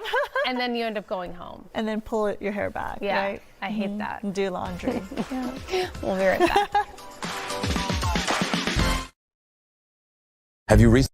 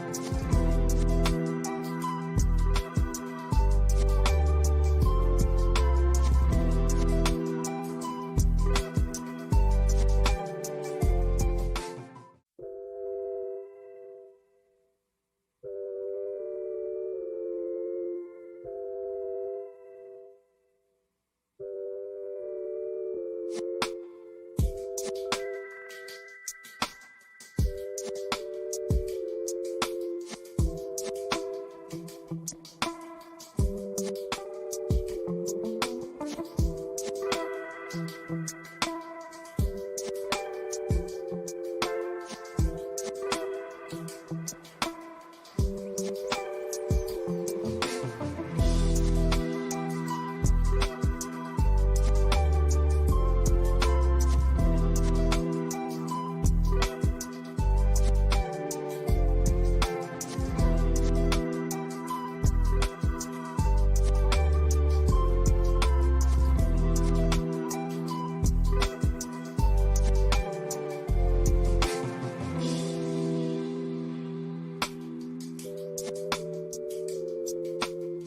welcome back to you. I'm meteorologist Maria Quaban. A live look outside right now. It looks good. This is Santa Monica. It looks inviting. It is definitely hot on the sand. So even there, even with the cool ocean water, you want to make sure you stay heat safe, drink a lot of water, and try to not push it in this heat, okay? Don't do too many strenuous things. Good Day LA weather is brought to you by the Razavi Law Group. All right, let's take a look at what's going on here with the graphics. I want to make sure I turn this on so I can show you what we are expecting with the heat. We want to make sure that you have the checklist here. We want you to hydrate, as I mentioned, drink lots of water, take breaks from the sun, numerous breaks if you have to work outdoors today, tomorrow, and wear the appropriate clothing, lightweight, light colored clothing. Get inside in air conditioning if you can. Please stay heat safe. Check on your friends, the elderly particularly. And of course, we should take care of our pets. Never leave your pet inside a vehicle, any little one, anyone actually, especially under these weather conditions. We've got an area of high pressure that is in control of our weather. The clockwise flow of air around this area of high pressure pulling up that moisture from the subtropics. That's why it feels a little bit more like Miami outside, right? With the humidity. Heat alerts stay in place today, tomorrow. Wouldn't be surprised if it gets extended to the weekend with continued humidity issues for us. There's also instability, so that chance for showers and even some isolated thunderstorms. You can see some of that green stuff on the radar, mainly out towards the mountains and deserts, but don't be surprised if we do get some isolated thunderstorms even along the coast over the next couple of days. We do have some systems we're watching in the East Pacific continuing to feed us with the cloud cover as well as the moisture. Temperatures well into the triple digits if you are inland. India 111. Look at the central coast, the Central Valley rather, 105 in Fresno. Maybe you're heading up to Sacramento, 104 there today, 102 in Las Vegas. If you're headed to Sin City, watch that drive in the afternoon, evening hours. You could be encountering some of those thunderstorms. In Inglewood today, 80 degrees. We're not talking about FIFA World Cup at Los Angeles Stadium anymore. We're going to be talking about SoFi. 86 if you're headed to Inglewood on Wednesday. Tomorrow will be the hottest of the extended outlook. Even though those temperatures tumble as we get to the weekend, we're still going to tap into that humidity, so it'll still feel a bit sticky and muggy. 110 tomorrow, even hotter in Woodland Hills, and out towards Pico Rivera in the mid to upper 90s as we get into tomorrow as well. I'll show you the rest of the forecast when I come back. Back to you. All right, Maria, thank you. The World Cup semifinals kick off today at noon right here on Fox. And today's match is in Texas, as you heard Maria say. But if you're looking to catch some of those World Cup vibes here in person, we've got you covered. A new FIFA fan zone opened today at the Fairplex in Pomona. And that is where Coco is live this morning. All right, still early. I'm sure it's going to get packed shortly. Hi, Coco. Yes, hey there. The fan zone is officially open here at the Pomona Fairplex, and you can see that they do have an air-conditioned space available along with a cooling center as well, with the big screen ready to watch the game, France versus Spain. So I'm here with Walter now, who's the CEO of the Fairplex, and tell us about what the Fairplex is doing to ensure just a fun environment for people. Well, first of all, it's football. So whether it's football, soccer, whatever you want to call it, it doesn't matter. In just a few minutes, we're all going to speak in one language, and it is the game. We're just getting together inside, air conditions going strong. We're just going to have great memories watching a great soccer game. Yes, and you've got some major activations here throughout the entire Fairplex, right? Major activations. We've got drinks, we've got food, we've got games. Most of all, we've got air conditioning, but we've got TVs throughout. So if you're not in the main hall here and you go out and you want to participate in activations, the games are there, the TVs are there. You're not going to miss a beat. And for people who still want to buy tickets, talk about the ticket prices and the fact that you can really buy them for all 4 days. You can. We have a four game package under $25. You can go online and get access to all 4 games. So you catch this semifinal, tomorrow's semifinal, the third place game, the final. It's just a soccer weekend. It is. And talk about why the Fair Place was a great idea to have one of these official fan zones. Well, we couldn't miss it. We like the world coming to Fairplex. It's what we like to do. We love events. This is the world's largest event. Why not bring it to Fairplex? It just made all complete sense. I like that. Thank you so much, Walter, for talking to us. And yes, doors are now officially open here at the Fairplex for this official fan zone. Like Walter mentioned, under $25 for all 4 days because it'll be open today and tomorrow, also Saturday and Sunday for the finals. A lot of excitement here in LA for this big game, France versus Spain. So again, people will be packing here shortly to really enjoy everything that the Fairplex has to offer. I'll send it back to you. Fun. A lot of red behind you. So a lot of Spanish fans? España. Or what? Well, they're actually with Metro, so they're in pink. Oh. It's like a pinky red. Oh, okay. But I do expect to see a lot of Spain fans, I think. We'll see once they start trickling in. Okay. Okay. Sounds good. Have fun. Thank you, Coco. So the World Cup may be creating a nation of armchair strikers. Raise your hand if you think you can beat a World Cup goalie and score a penalty kick. No? A World Cup goalie? Yeah. No, they're like the best in the world. Right, so you say no. Okay. A new poll says about a quarter of you did raise your hand, though. What? That's right. A survey by Talker Research shows 1 in 4 Americans believe they can. They can, in fact, score a professional goalie against a professional goalie. Here's the thing. The younger the fan, the bigger the confidence, which is as expected, right? The younger you are, the foolish you are, more foolish. So more than 40% of Gen Z say they can bury the shot, compared to just 12% of boomers. The survey found World Cup fever is alive and well. Many fans sneaking matches into their work days, some saying they skipped work altogether to watch, or people just watching on their phones on the side. Let me quote my kids saying, "Mom, it's harder than it looks." Yeah. Which is true. You think you could score on a World Cup goalie, but you can't. No. Yeah. Your shot has to be really good. I'm impressed with how many goals we've seen get scored with headers, right? Oh, yeah. That's because they redirect the ball. But that's impressive to me. I hadn't seen that, I guess, because I don't really watch soccer until now. But I was like, wow. Like, that's a thing. And how many goalies and keepers become stars because of this, because of their saves are so amazing. The pressure they must have is just insane. The reaction time. All right, meanwhile, the darlings of the World Cup, you know who I'm talking about, Team Norway. They returned home to a hero's welcome. They didn't win the World Cup, of course, as we know, but they won the hearts of 5.5 million Norwegians. More than 100,000 of them crammed into the grounds of the Royal Palace yesterday for a victory parade. I was looking at all this video here. They met the king. The parade continued through the streets where at times the bus slowed to a stop as police struggled to contain the crowd. Look at that. Captain Martin Odegaard told the Norwegian broadcasting place that the support the team received both at home and in the U.S. was beyond all expectations. That is quite the sight. Look at that. And can you imagine if they all did the row? Oh my right gosh. Then and there. They probably did. 100,000 people. I'm sure they did. Yep. So I saw this and made me kind of laugh, but also say, why? Norway star striker Erling Haaland. You see him there? He comes home with a unique souvenir. That is a stuffed raccoon. Taxidermy. Carrying a whiskey bottle. He made the purchase at Wild Bill's Western store in Dallas. He went to town at that store. He did, right? He was there. You saw him. He was stocking up on all cowboy gear. Stop. This $750 novelty item has since sold out online.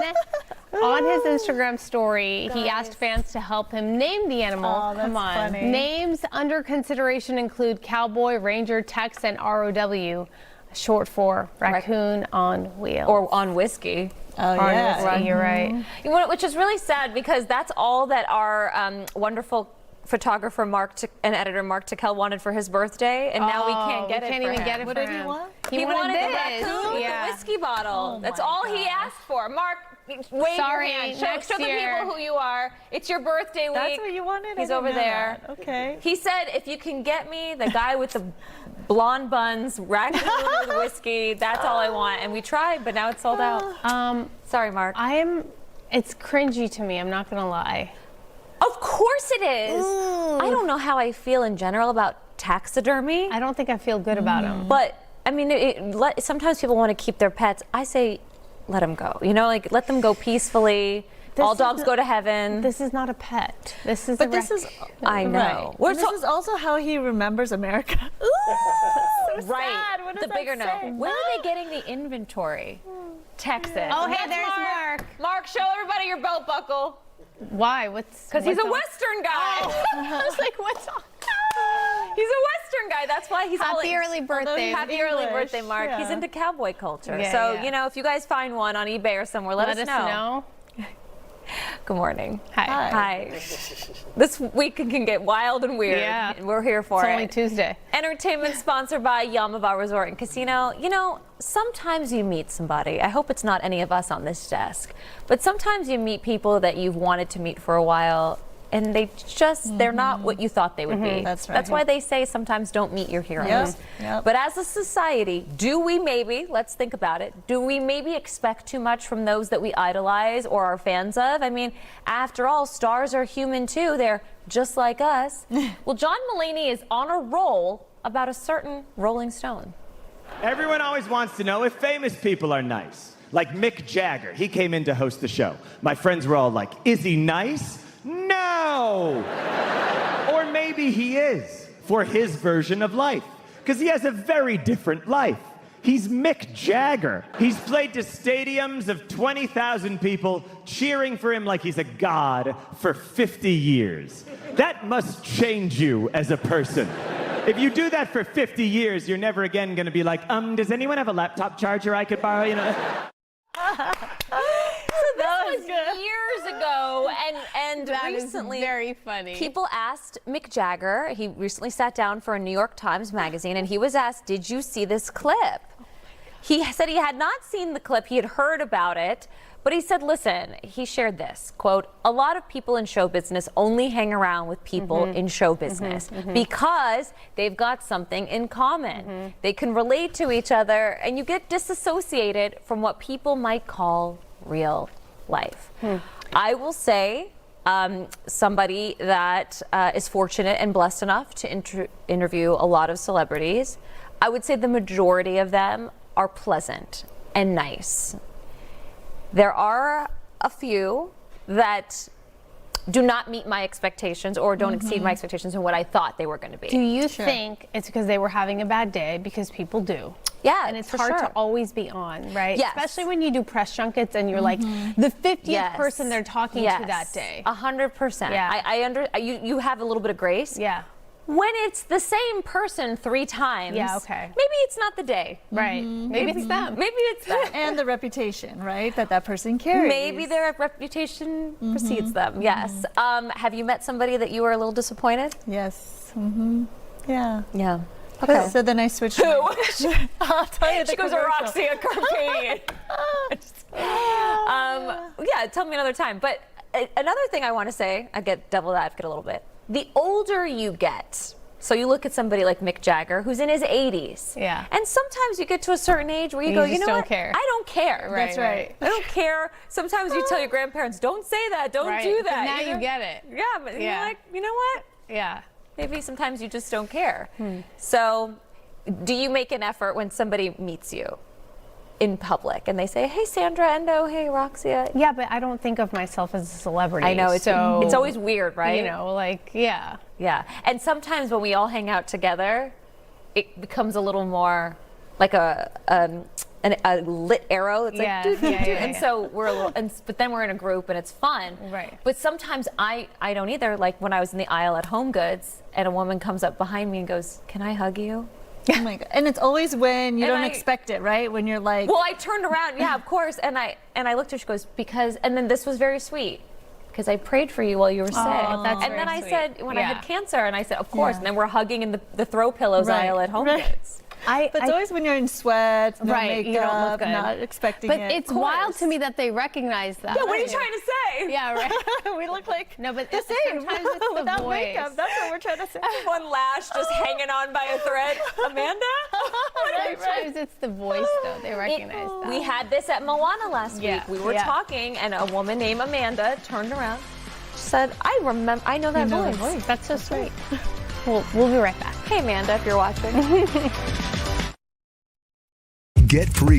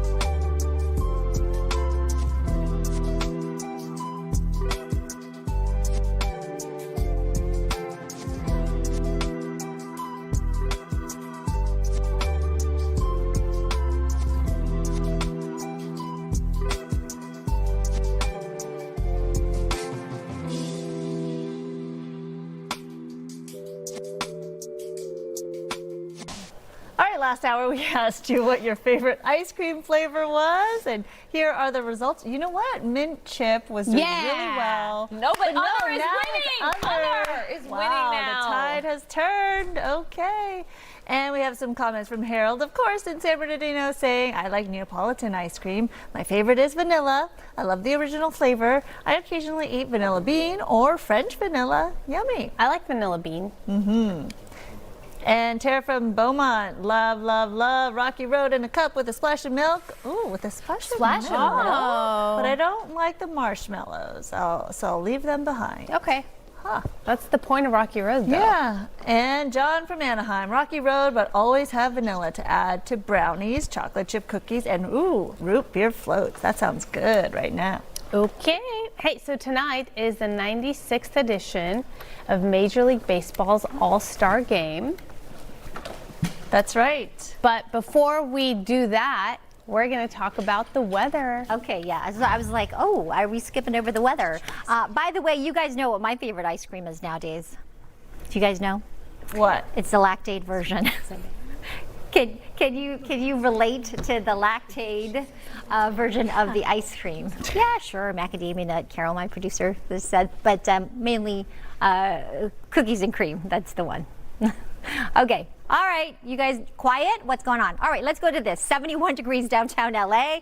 We've got some weather alerts here. Fire weather watch is in effect. I have to tell you, extreme heat warnings are in effect, so it's going to be hot again. In fact, hotter today, tomorrow than the last several days. So heat advisories are in effect for even the coastal communities. I know, along the coast, even with a little light sea breeze, we've got the humidity to contend with, and we have the beach hazard statement in place because of the high tide coming in tonight, combined with some of the higher surf. We've got windy conditions out towards the mountains, inland areas of Ventura County, LA County. So the fire danger is elevated also because of those gustier winds we're expecting this afternoon and evening. Beach forecast. We've got a mix of south and west swells. As I mentioned, combined with that high tide, almost 70.5 feet tonight, that'll cause some minor coastal flooding. So if you are planning to get to the coast, maybe some of those low-lying parking lots could get flooded out because of the surf. 2 to 5 foot sets. That's about it. Nothing too big, but with the combination, it's causing some light problems there at our beach communities. 89 for downtown LA today, 96 tomorrow. Temps dropping. Actually, did you notice that as we get to the weekend? But we still have the humidity to contend with, so it'll still feel a little uncomfortable. Triple digits hot in the valleys in the IE, 105 to 110 tomorrow.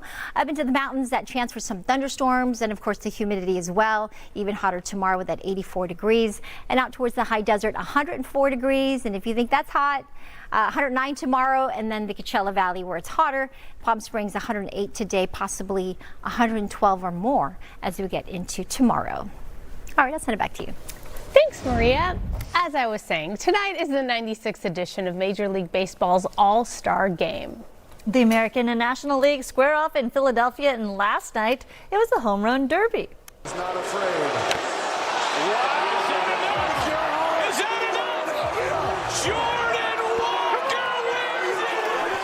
Jordan Walker wins the 2026 Home Run Derby. The St. Louis Cardinal right fielder not only took home his first Derby title in his first appearance, but also became the first Cardinal to win the Derby. He beat Philadelphia Phillies slugger Kyle Schwarber in the final. Don't forget, Fox 11 is your home for the All-Star Game, right? So it starts at 5 o'clock tonight. After the All-Star Game, join us for Sports Wrap. The Dodgers lead the majors with their 4 fan-elected starters. And the All-Star Game is all about showing team pride, of course. Yeah, Brooke is here to help with that. Hi there. Yeah, they're letting me talk fashion. I feel like this is the best thing. I like that. Okay, so look, you mentioned the Dodgers have 4 All-Star Game starters. I think we have 6 guys overall, right? So I know where you can get some really cool new Dodgers gear to support the boys in blue. And you know, I like a non-traditional sports outfit, right? So this is really up my alley. Check this out. It's brand new at Urban Outfitters. Look at that. They have cute halters, jackets. There's an oversized sweater that I really want. That's a cute cropped polo. It's pretty cool. It's by the brand Off Season. That's the sweater I want. I love that, right? It's co-founded by designer Kristen Juszczyk and Emma Grede. You all know Emma, of course, is co-founder of Skims. You might remember Kristen went viral for making a custom Kansas City Chiefs puffer jacket for Taylor Swift. Do you remember that? Her husband plays for the 49ers, and it's her thing to kind of use vintage clothes to make her own gear for the games, and it took off. And so Emma Grede was like, yeah, let's make some money together. Yes, I really like that one. What I love about this being at Urban Outfitters is that means it's in stores. So you can actually go like now, get a cute shirt and wear it to your watch party when you watch it on Fox 11. Okay, how about this? How old is your corset thing? I've noticed. No, like I've noticed there's a lot of these corset looking The kids things. love that. They love because they have small waists. Yeah. The oversized sweater was for us. How old is your oldest pair of earrings? Do you know? Oh, because we like an old pair of earrings. We like to keep, right? Oh, you got this. Okay, tell me. Wait, no, like you mean like actual fine jewelry or like costume jewelry? Just in your closet, something that you love. Probably like 20 something. Yeah. 20 years, yeah. What about you? Yeah. I think I lost my first pair of, baby earrings. Yes. Yeah, gosh, where did those go? Okay, well, how about 3,000 years old? Oh, what? I know, right? That's wild, right? Actress Zendaya just wore a pair that is 3,000 years old, between 2 and 3. That's what we're told. Okay, here she is at the London photo call for the Odyssey. She's wearing a white Jacquemus gown, but this giant pair of gold disc earrings. They're obviously on theme. They're super cool, but even cooler than you think. Vogue is reporting they are gold-hammered amulet-like earrings mounted by London jeweler Baron London. The earrings are crafted from first millennium ancient disc. They're mounted into a contemporary setting using 18-karat yellow gold and diamonds, and I think this is really cool.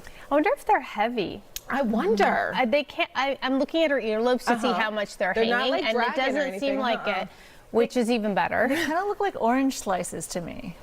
You see it? Oh. Like the sections. I mean, okay, I can see that.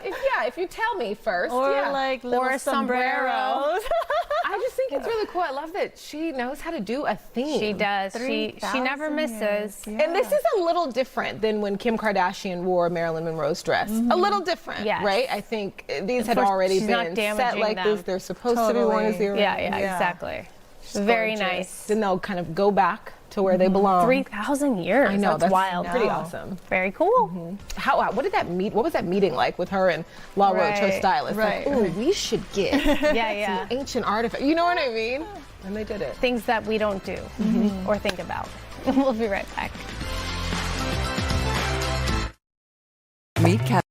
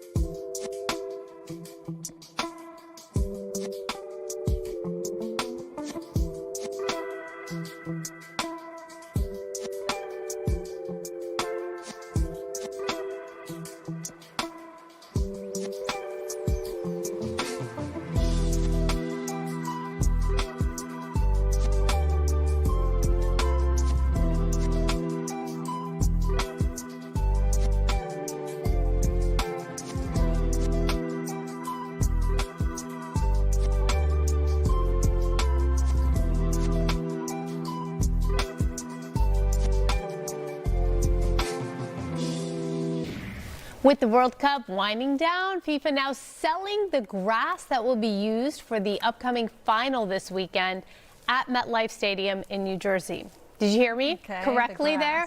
Correct. The turf is going for $450 a piece. Look at that. FIFA store says each segment of grass is 17.5 cubed, but the units of the measurement are unclear. If you're curious, the piece of the World Cup history is only available to send to addresses in the U.S. and Europe. In the meantime, the semifinals kick off tonight, as you know, with France taking on Spain. Just Is about an this hour or so. something actually. you would be into? Not the grass, no. $450. No. You don't care. No. Also, it's fresh grass, but it looks nice. How does it not spoil? Yeah, maybe the way they spray something on it. Okay, well, if you have $450, you want to just, They package it nicely, but who knows? It'll go brown on you. Yeah, and the as game, by grass the way, does. is not tonight. It's like happening in Right, an in an hour. hour. In an hour. Happening.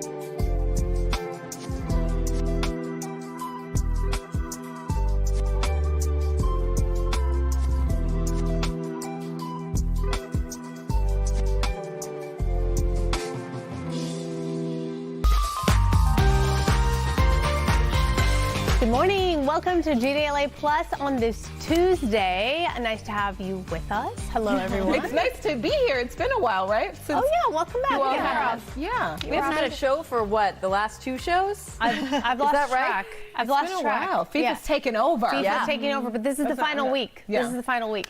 All right, I'm some not news mad to at it. get to. Some coastal neighborhoods are bracing for possible flooding as king tides expected to peak later today. Mario is reporting from Long Beach.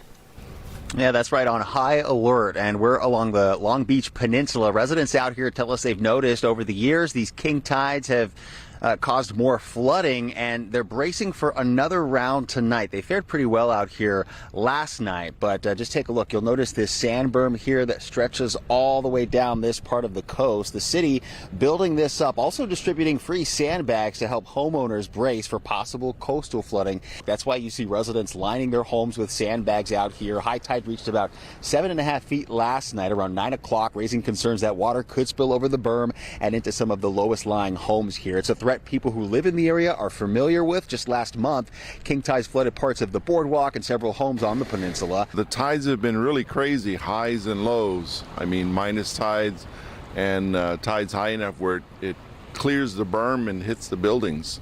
Yeah, it's just been really crazy this year. I've never seen it like this. Free sandbags are being offered today for Long Beach residents near the lifeguard tower at the end of the peninsula. These unusually high tides are expected to last through Wednesday evening.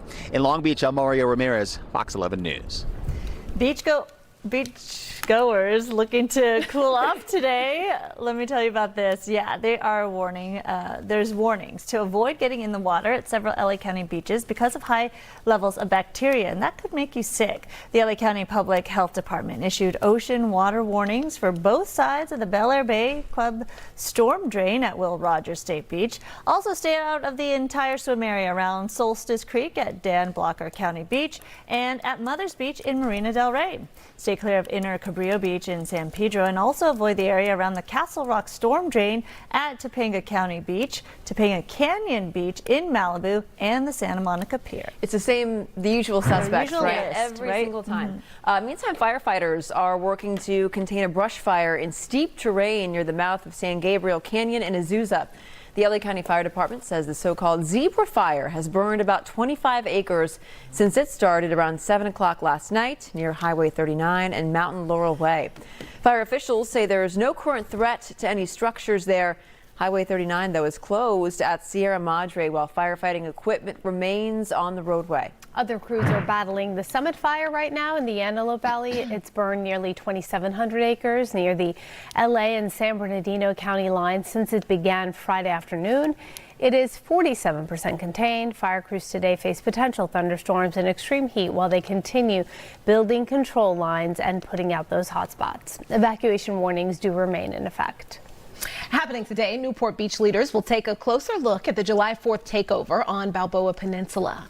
City leaders say they braced for crowds, but still saw chaos on the peninsula. I mean, everything from illegal fireworks launched at officers to a grocery store parking lot trashed. Police say they had to call in help from 17 local agencies. They let us know they arrested more than 400 people.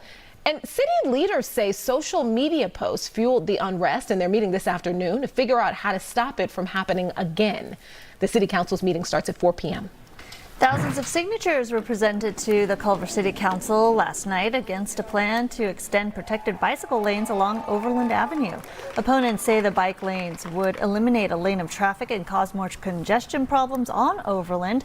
And they say the bike lanes would dangerously push parking further away from the sidewalk.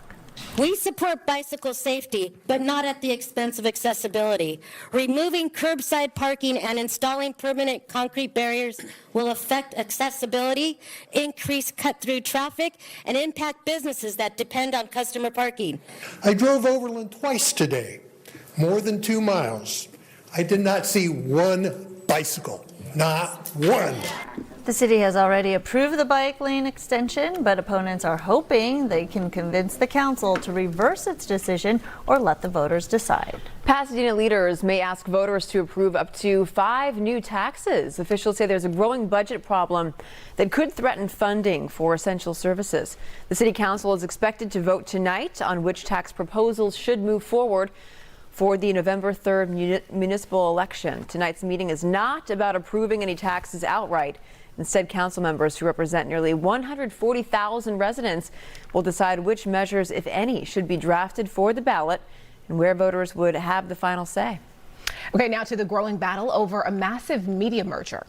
California and 11 other states are suing to block Paramount Skydance's planned acquisition of Warner Brothers Discovery. Attorney General Rob Bonta and his counterparts say combining two entertainment giants could mean fewer choices, higher prices, and possible job losses across the industry. Paramount is pushing back, saying the merger would actually create stronger competition to streaming giants like Netflix. The lawsuit could delay the deal for months as the legal battle unfolds. The World Cup semifinals kick off 1 hour from now, less than 1 hour from now, and you can see the matches right here on Fox. Coco checking out a new FIFA fan zone at the Fairplex in Pomona. It's getting busy now, see? Hey there, the Pomona Fairplex is an official FIFA fan World Cup fan zone, and I can tell you the energy is electric already. People are so excited to be here cheering on their favorite teams. I want to bring in Walter now. He's the CEO of the Fairplex. So tell us about what you've got going on here. Coco, we got the world coming to Fairplex just to watch football. We're all speaking one language. It's just a fun festival, family memories. It's exciting. You got to be here. Yes, I agree. You got to be here. We have so many families to introduce you to. I'm going to start with you. Tell us about who you're cheering for. Who are you cheering for? Spain. Spain. I love it. You too? Spain. I love it. And how excited are you to be here to cheer on Spain? Super excited. It was so easy to come in, so I was super excited. All right. I'm excited for a good reason, and I've got another family to introduce you to. Okay, so I met this family at the Union Station fan zone, so I'm so happy to see you again. Tell us about what you like about these fan zones. What's really fun is that we get to be with a whole bunch of people and be enjoying the excitement with everybody. At home, it's fun, but here you get to do it with everybody in a whole group of people. So exactly. Okay, and who are you cheering for this time around? I'm cheering for France this time. That's fine. I was gonna say you're still representing Japan, and then you're representing Mexico, but who are you cheering for? Yeah, I'm also cheering for France because sadly Mexico lost. I know, right? That's how so many of us feel. And you're rooting for France. I'm voting for France too. What about you? France too. And you? I'm rooting for Spain. I'm just wearing the blue because I want to fit in. I love that answer. You just want to fit in, but rooting for Spain. I got to get over here. Hi, another great family representing. Who are you all cheering for? We're cheering for Spain. Spain. Yeah, Spain. Let's go Spain. Yes, cheering for Spain. I got another family to introduce you to who's cheering for Spain as well. You're representing the Sweden jersey, but you said you're rooting for Spain or France. For Spain. Okay. Yeah. For Spain. And what about you? Who are you cheering for? Spain. Yamal. Oh, Lamine Yamal. He's the youngest soccer player in the league. Exactly, and he's doing amazing. What about you two? Who are you cheering for? I kind of want France to win. Yeah. What about you? Spain. And Spain, I love it. Thank you all so much for talking to us. And as you can see, lots of excitement here. People cheering on their teams, representing other teams as well. But like they said, hey, my team is out, so now I'm rooting for another team. This is really exciting. The Fairplex is going to be opened as a fan zone today, tomorrow, and this weekend. I'll send it back to you. I love to see all the jerseys out there, Coco. I know. Those soccer kits are expensive, so you get one, and no matter who's playing, you're going to wear that one. That's right. You know what I mean? Yep. All right, have fun. Pretty split crowd there. Lamine Yamal, let's see what he does. Less than an hour away until kickoff. All right, now to a sweet story about a very big soccer fan in Texas who happens to be a young barber. His name is Brian Guardado, and a few years ago, Lamine Yamal's Barcelona club team came to Dallas, and Brian had reached out to multiple players offering to cut their hair. Brian was only 19 years old at the time, and Yamal was the only one to respond. Aww. So now, a few years later, Lamine Yamal remembered him and asked him to cut the hair for the Spain team throughout the World Cup. So these videos are from before the match with Portugal at Dallas Stadium. And because of these videos, a player from France reached out over the weekend, and now Guardado is cutting the hair of both teams ahead of the big showdown at Dallas Stadium today. You miss 100% of the opportunities you don't take. So I felt like that's what I was talking to some of my coworkers about. If I would have never done that back then, I would have never had this opportunity now, you know. So that's what I tell people to do. Just shoot your shot, man. You know, just go for it and don't be afraid of taking chances. That's right. And while the world's eyes are on the field, Guardado says knowing millions will see his work makes him feel like he's part of the game too.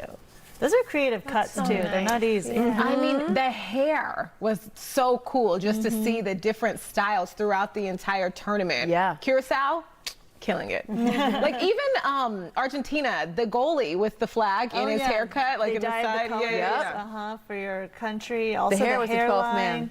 And with that, Cape Verde, all their players with the hair was so good. And even for young kids, they like to you know, cut the little designs on the sides. Yeah. I love that. It's all about flair. We'll be right back.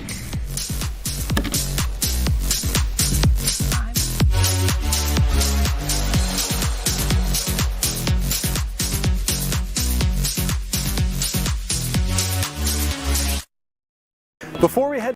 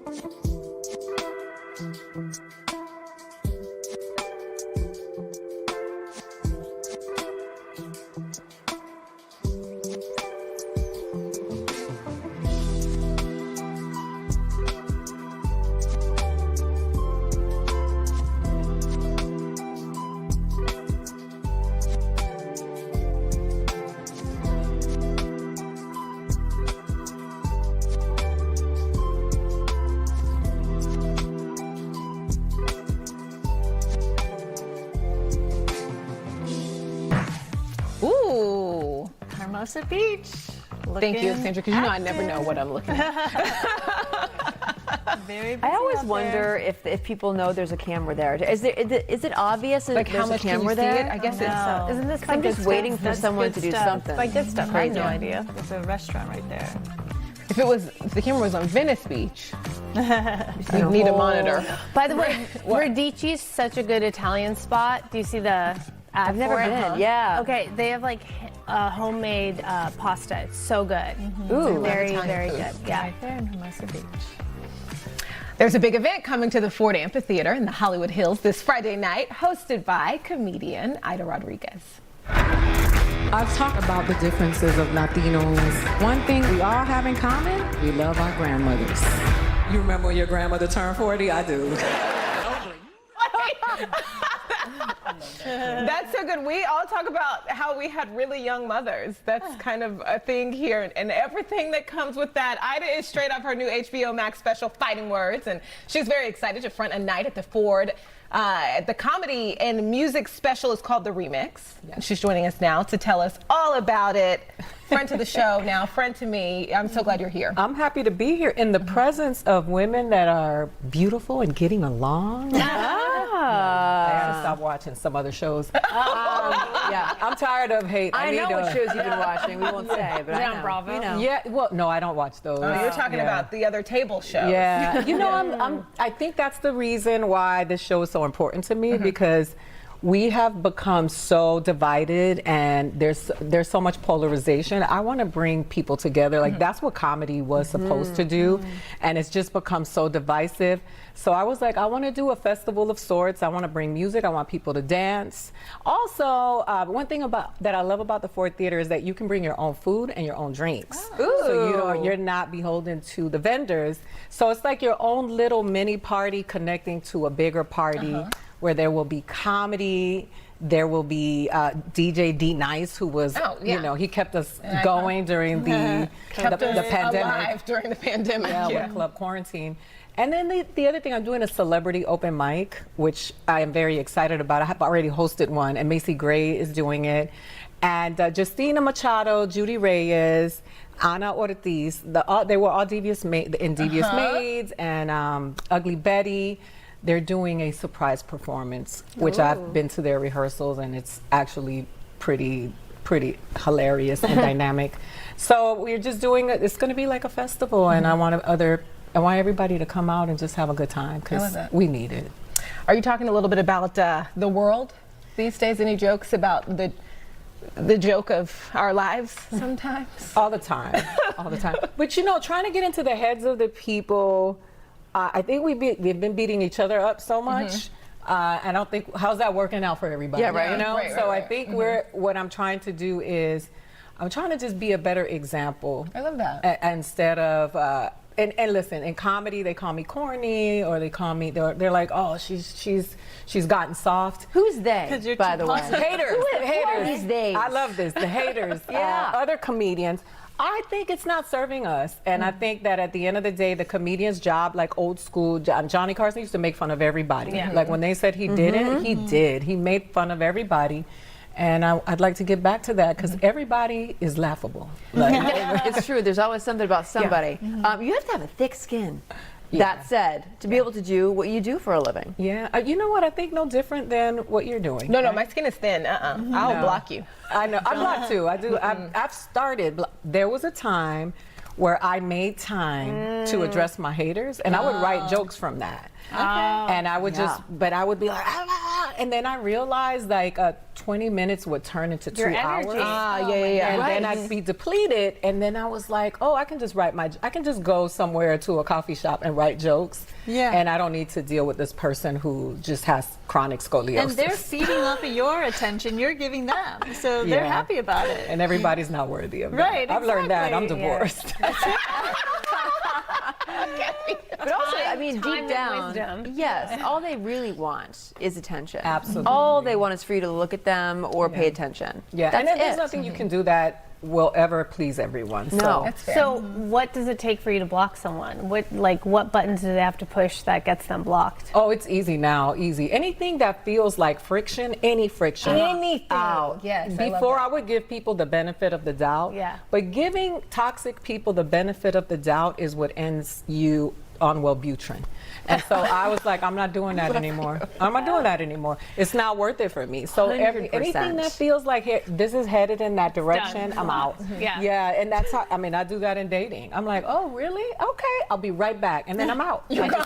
Yeah, I'll go. Leave them at the table? I do the Irish exit. I'm known for it. Oh, People tweet about it. Yeah, I don't waste my time. So how is dating going? We always ask our guests who are dating this question. It's really interesting because I'm a grown woman, right? And so dating has become very different because of the reality of social media.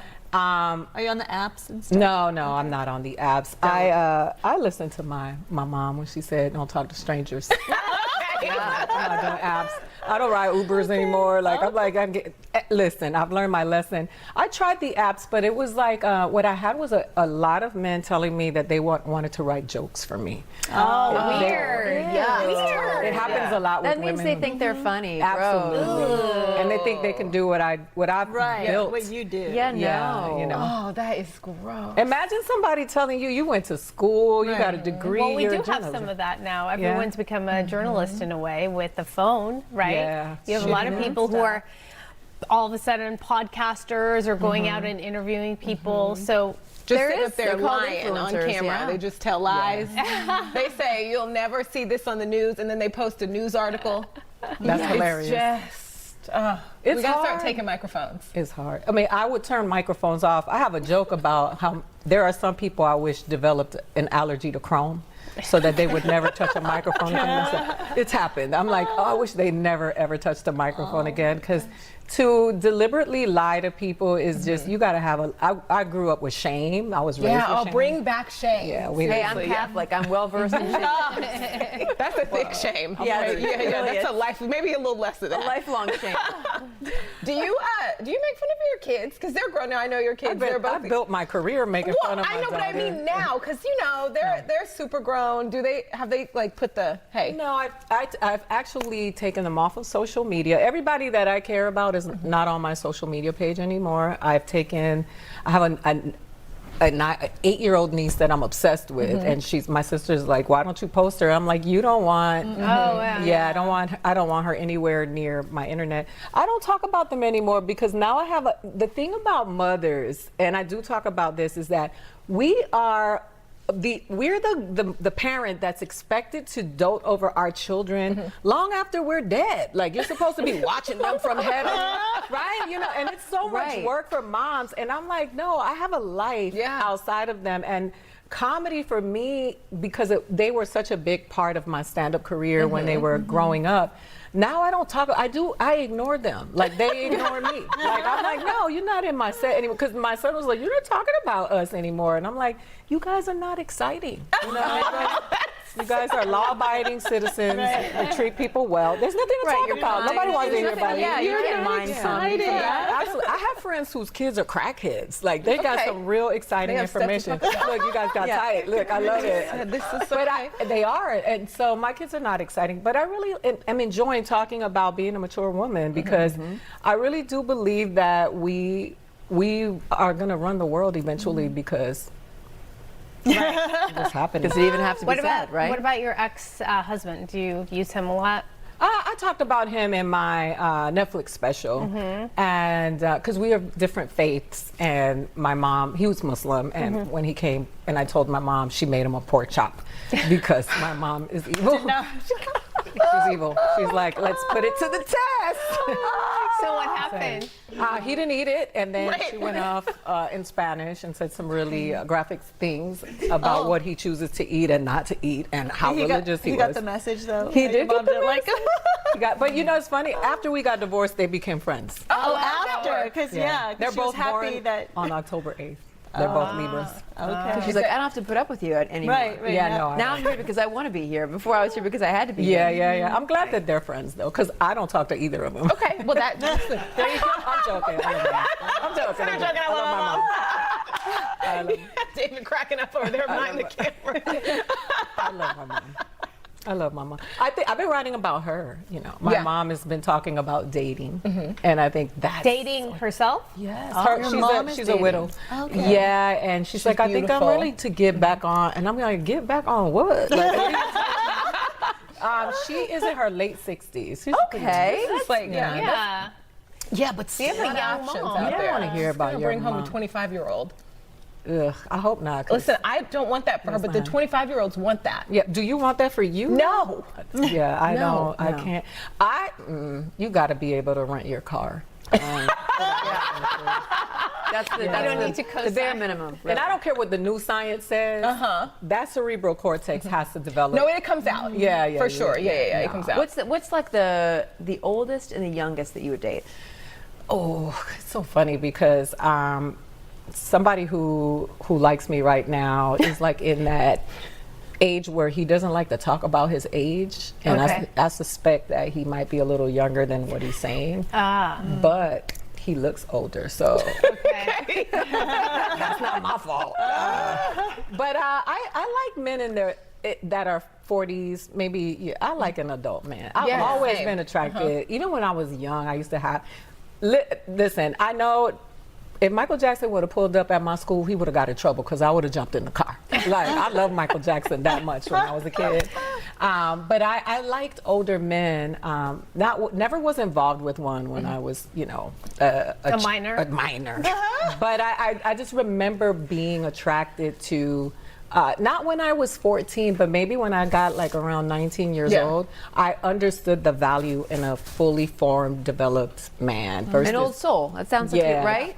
Somebody who could appreciate music and all of it. I'm not attracted to younger immaturity. men. What's so funny about that is when you're like 19, 20, 21, it's your first time thinking like older men. But a 40-year-old who will date a 19-year-old is not. Yeah, my type of man. Like it also comes out. Oh, the behavior. It's like that's in my new set. It is. There a different. No. Can you imagine a 19-year-old? The girls at the club these guys think those girls really like them. That's why it's funny. Right. Can you imagine? She at the club. She's like, you see him right there? Which one? The one with the hokas and the braided belt. Oh, he's the one that's yawning. I love that. The one that's yawning. Is just trying to get her bills paid. Exactly. She don't like you. She's just struggling right now. Oh, but they see it. This is, you wrote a book. Which I cried all the way through the book. I know. You interviewed me. So beautiful. You have this chapter about your favorite uncle, and it's so magical. You also talk about being kidnapped as a child. Twice. Wait, twice. Hello. Familial kidnap, which people don't think is real kidnap and don't realize how traumatic it is. My mom took me from my dad first and moved me to another country.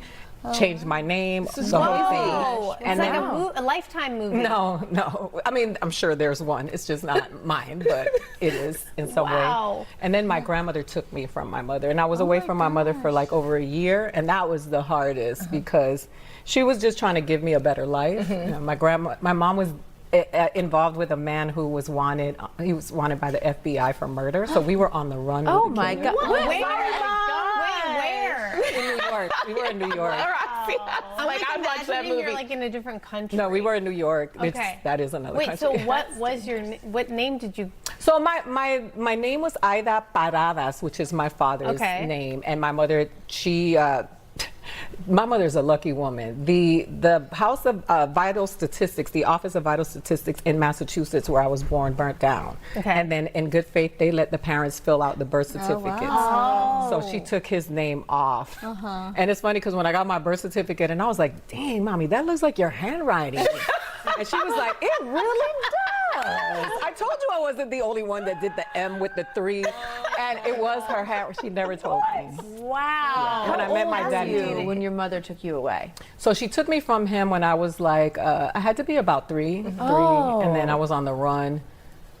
Maybe 5. So it was. My mother was very young when she had me. You didn't know this at the time, right? No. How could you learn all this? Yeah. Well, my grandmother. My grandmother went and found my father for me before she died. When you were an adult, though, yeah, right? after before she died. You got to my whole childhood. Reconnect with Yes, he's in my HBO special. We did a documentary at the end of the special, and you see me meeting my father for the first time. What was that like? That was rough. It was weird. Yeah, it was strange because he and I both. Luckily, Nadia Hallgren, who directed Mrs. Obama's documentary, directed mine, and so she's just this gentle soul. She was the only person in the room with me. And it was, for all of the people out there, because so many people, one of my drivers said, I saw your documentary and I went and met my father because of you. Whoa. It was, I wanted to do it for all of those people who didn't grow up with a parent. And because I've never really shared my life like that. I'm not like the reality show type person. But I just thought it was important to share. And I'm glad that I did because it was, I just talked to him yesterday. My dad is 82. So, but my mom is was very young. So that he's from the Dominican Republic. And so just having the opportunity to get to know him, I have a whole bunch of siblings that I didn't know. Did you? Wow, so you got to meet all of them too? Yeah. How old were you when you reconnected? It was 2021. Oh, recent. 5 years ago. Wow. Yeah. So like really a stranger to you. Yeah, right? we're still getting to know each other. It's weird because they've all known about me, and I didn't know about them. That's So hard to stomach they though, grew up- because you like, why did I have to find you? Yeah. Well, yeah, but he was in a third world country, poor, second world, sorry, Dominican Republic. And it was just, for me, it answered a lot of the questions about why I dated who I dated. What do you mean? Wait, give us an example. I know we're about to. I was looking for my father. I was looking for a father, and I actually Fatherly figure. Yeah, I dated somebody who daddied me, and it really just answered a lot of the questions. And I've been single since my last breakup, and since I met my father, because I've been healing from the real wounds, because I had to uncover it through this. Right. This whole thing. You didn't even know. No, I just what kept was there yet. looking. I kept dating, people that were not healthy for me, and that I wasn't healthy for, because I was trying to find this family and this thing. So I'm really happy. You are fascinating. Yeah. Thank you. So much story. But I'm happily single, and I just want to tell my ladies out there, I'm very happily single. And I celebrate my sisters that are married, and I congratulate you for finding partnership.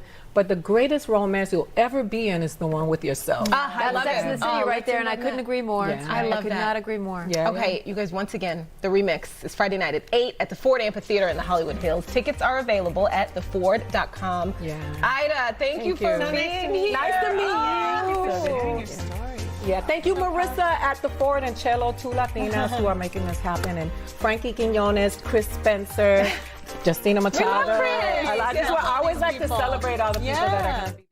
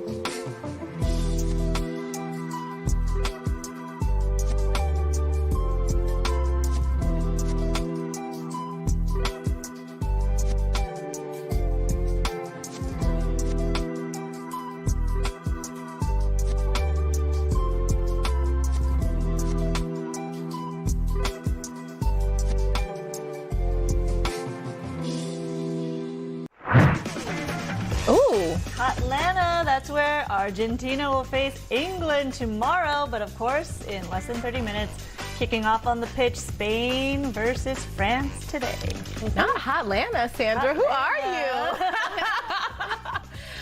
All right, when it comes to rap groups, who comes to mind? Wu-Tang, Cypress Hill. Well, without a doubt, this group is on that list.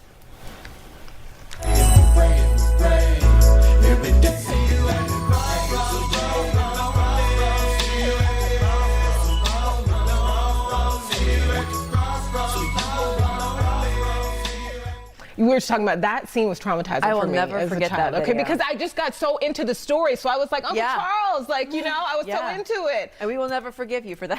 Bone Thugs and Harmony with their Smash Hit the Crossroads. It's still a banger. Such a banger. 30 years after it was released. It's magical. We weren't even born when the song was That's out. I don't even amazing, know how we know the lyrics Yeah. because we are babies here. Right. We are so lucky here. One of the 5 members of the legendary rap group, Stephen Lazy Bone House, here. Hello, and thank you for being here. Pleasure. Thanks for An having me. icon. We've been talking about you all for the past week. I just can never forget my cousin just banging Thuggish Ruggish Bone in our Camaro. Say you know, that we had the again. T-top. How is it? You guys have a star on the Walk of Fame. How does that feel? I mean, it's absolutely amazing. You know what I mean? We came out here on one-way bus tickets in 1993.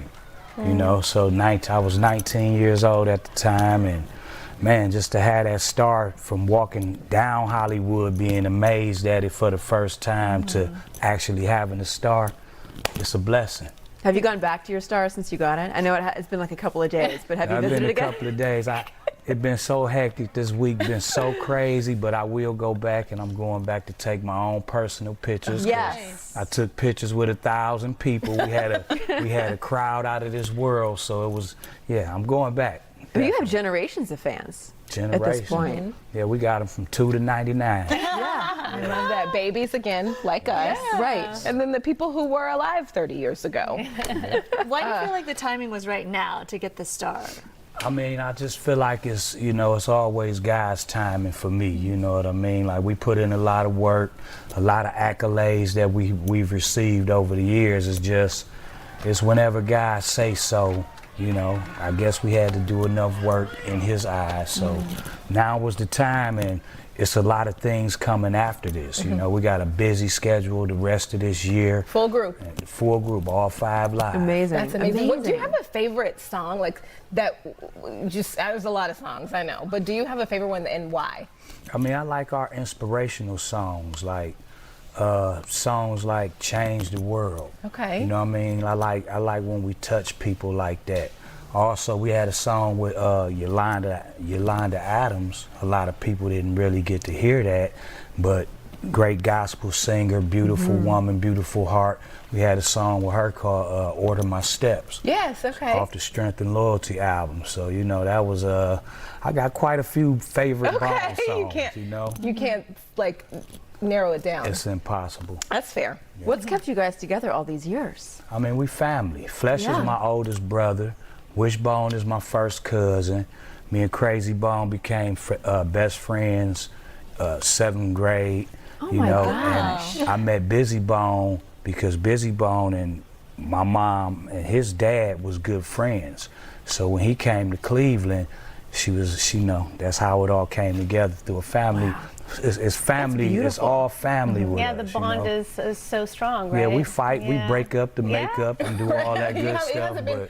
You haven't been together this whole time, but you bought back and forth, right? Because you're family. Well, life is a roller coaster. I agree. We grew up together. We need breaks from our family sometimes. Gotta get away. But you can't escape them in the end, But you don't want to. We need each other. Yeah. Yeah, we complement each other like that. What's it like being on tour now? It's, I imagine, completely different than back then. Now you all have families and. Right, so the families might come, we gotta cater to them.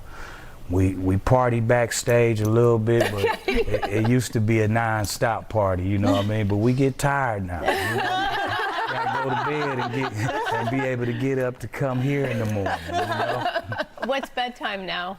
For me, I'll probably be up to around about 12-1. Okay, that's still. Oh yeah, That's still thug, okay? Yeah, It is. yeah. I'm up by 5-6 though, you know. Okay. So, Oh. You don't need much sleep, huh? You're one of those people. I keep moving. I don't know. That's good. Yeah, that you're one of those people. I guess. Yeah. I mean, half the time I feel like a zombie, but yeah. Why do you get up that early? We have to get up that early. Yeah. Why do you get up that early? I mean, it's things going on in New York City. It's things going on in different time zones. So, yeah, you're international. it's always 9 a.m. somewhere. Can you tell us just, you talk about coming on a one-way bus ticket. You all were discovered by Eazy, right?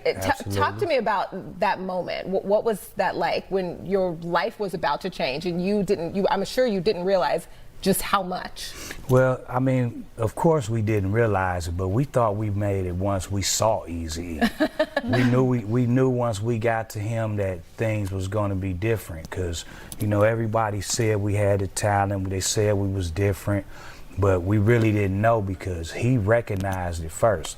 You know what I mean? So the opportunity to meet Eazy and see how kind of a person he was. I came out here with my 5-year-old son at the time, and the way he took care of him and things like that. Like, we just knew, we knew we was gonna do something, but we just didn't know to which magnitude it would be. Do you feel like back then it was easier to have opportunity and get discovered compared to now? It's such a saturated world now, an industry. Obviously you have to have talent, you have to have timing, you have to have connections, but do stories like yours happen now?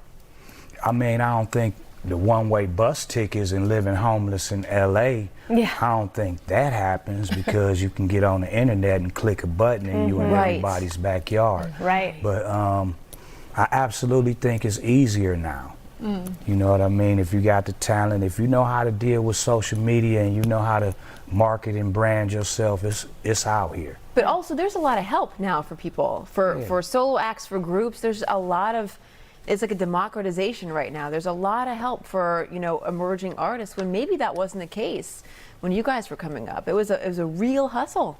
Yeah, I mean, well, back then, so I think now, now I think it's too many people, like you said, it's saturated.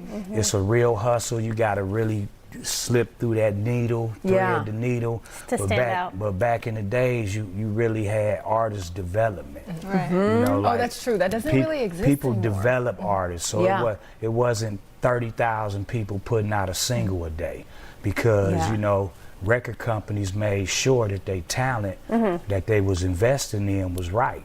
You know what I mean? Made sure they knew their acts. Look at Joe Jackson and Jackson 5. They practice. It's like going viral has kind of That's the new thing, Yeah, so then you see somebody, they're on stage for the first time and you're like, oh, baby, what's going on? They're not necessarily good. the development, it isn't there. But there's not actually that quality. Yeah. Do you have new artists that are out now that you're like, okay, they're different, I like that? I mean, it's a lot of new artists. Like, it's artists that's really, really talented. A lot of them, my family. Like, I give props to my children, Stevon the Don and Trinity and Young Tay, aka Stevie Jr. and Dizzy Wright, and a lot of people out here, man. I like J. Cole a lot. I like. Of course, I like everybody like Kendrick because it's substance there. I mean, long as you bring in substance and you telling your truth, I think you got I think you have a future in the music industry. I love that. I'm just not sure if they can last 30 plus years these days. I like a little entertainment too. I'm listening to Young Miami. Yeah. Yeah. Young Miami cool. I like the way she just bust up in there. I love it. After everybody doubted her. So yeah. I like it. I like, sometimes I like it deep. Sometimes I like to just yell with Young Thug. Have a little fun. A little of everything. It has just been a pleasure to have you. An honor. Thank you for being here with us. Congrats on everything. Yeah, congratulations. We'll be right back.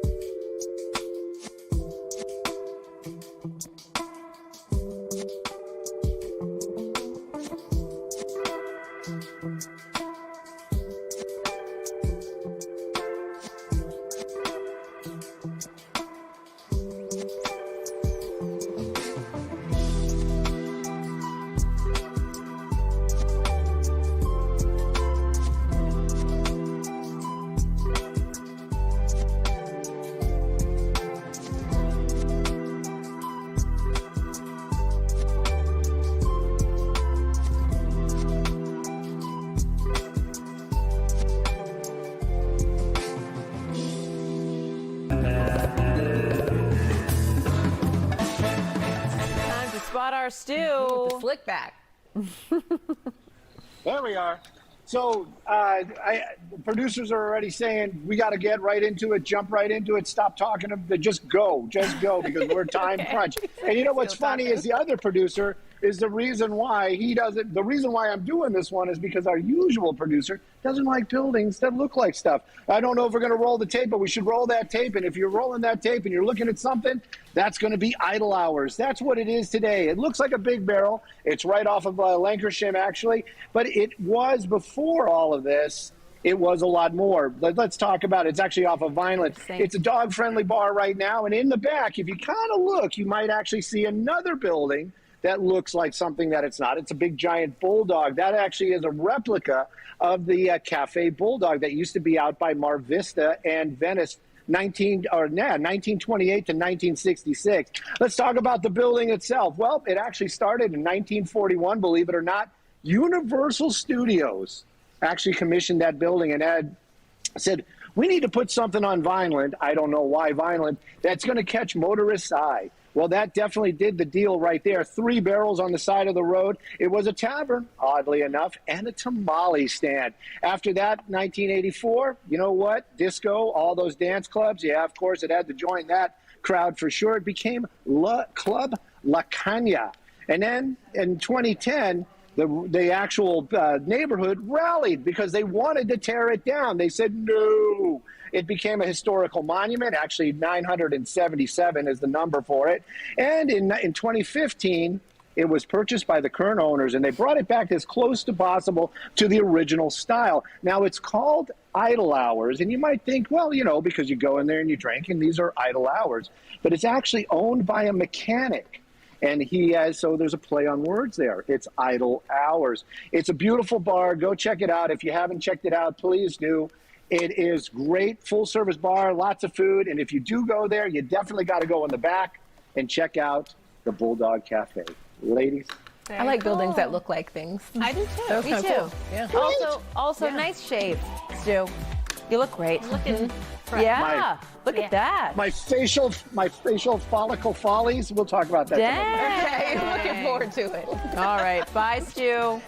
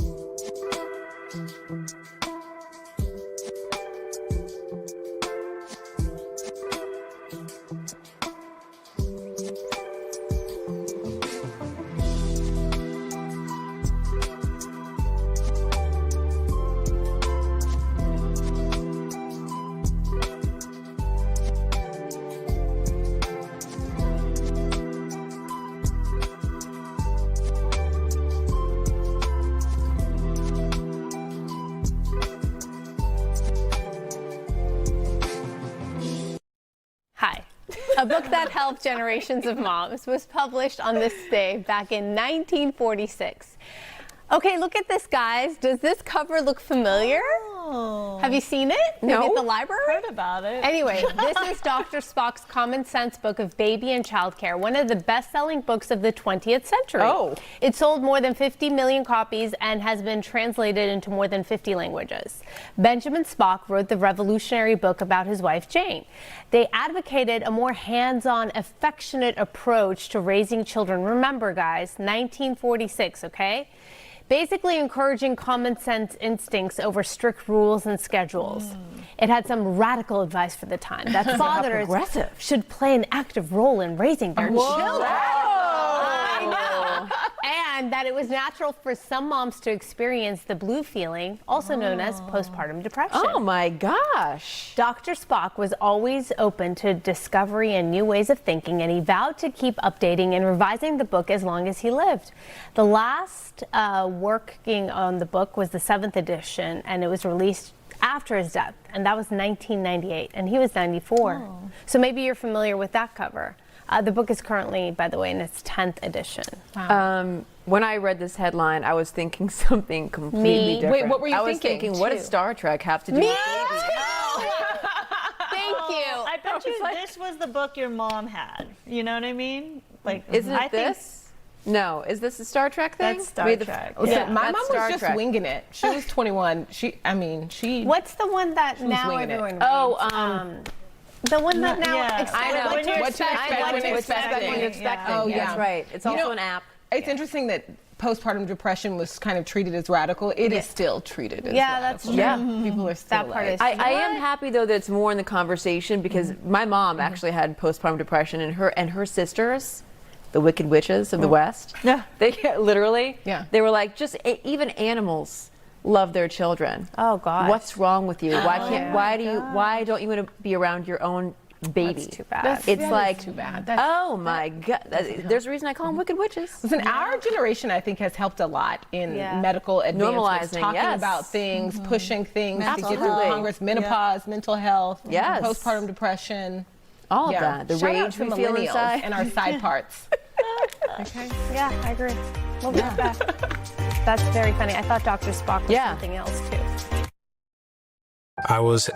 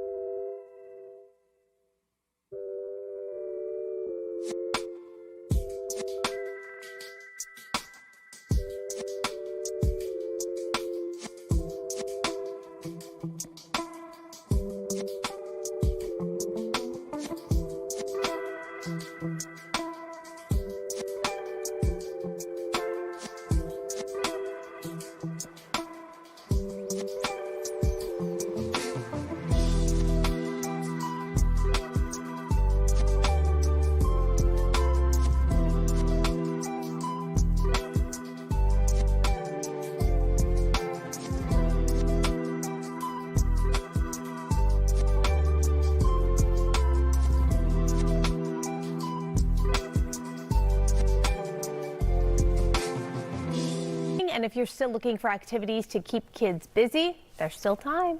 Are you guys ready for the show? Sign up for Burbank Music Center's summer camp. The camp is open for kids 5 to 15. It runs Monday through Friday, and this week's theme is Rock and Pop Band Jam. You can still register, though, for upcoming themed weeks, including things like the Around the World Music, movie soundtracks, and also Future Stars. The camp wraps up with a musical festival on the 15th of August. Kids get to actually perform all the things they've learned over the summer. Cool. For more info or to register, just visit burbankmusiccenter.com. These themed camps are super popular. Yeah. It's really cute. And that's it for us. Go Spain. Go Spain. Go Spain. God bless you. God bless all of you. God bless you. God bless you. Thank you. Thank you. Congratulations. Thank you.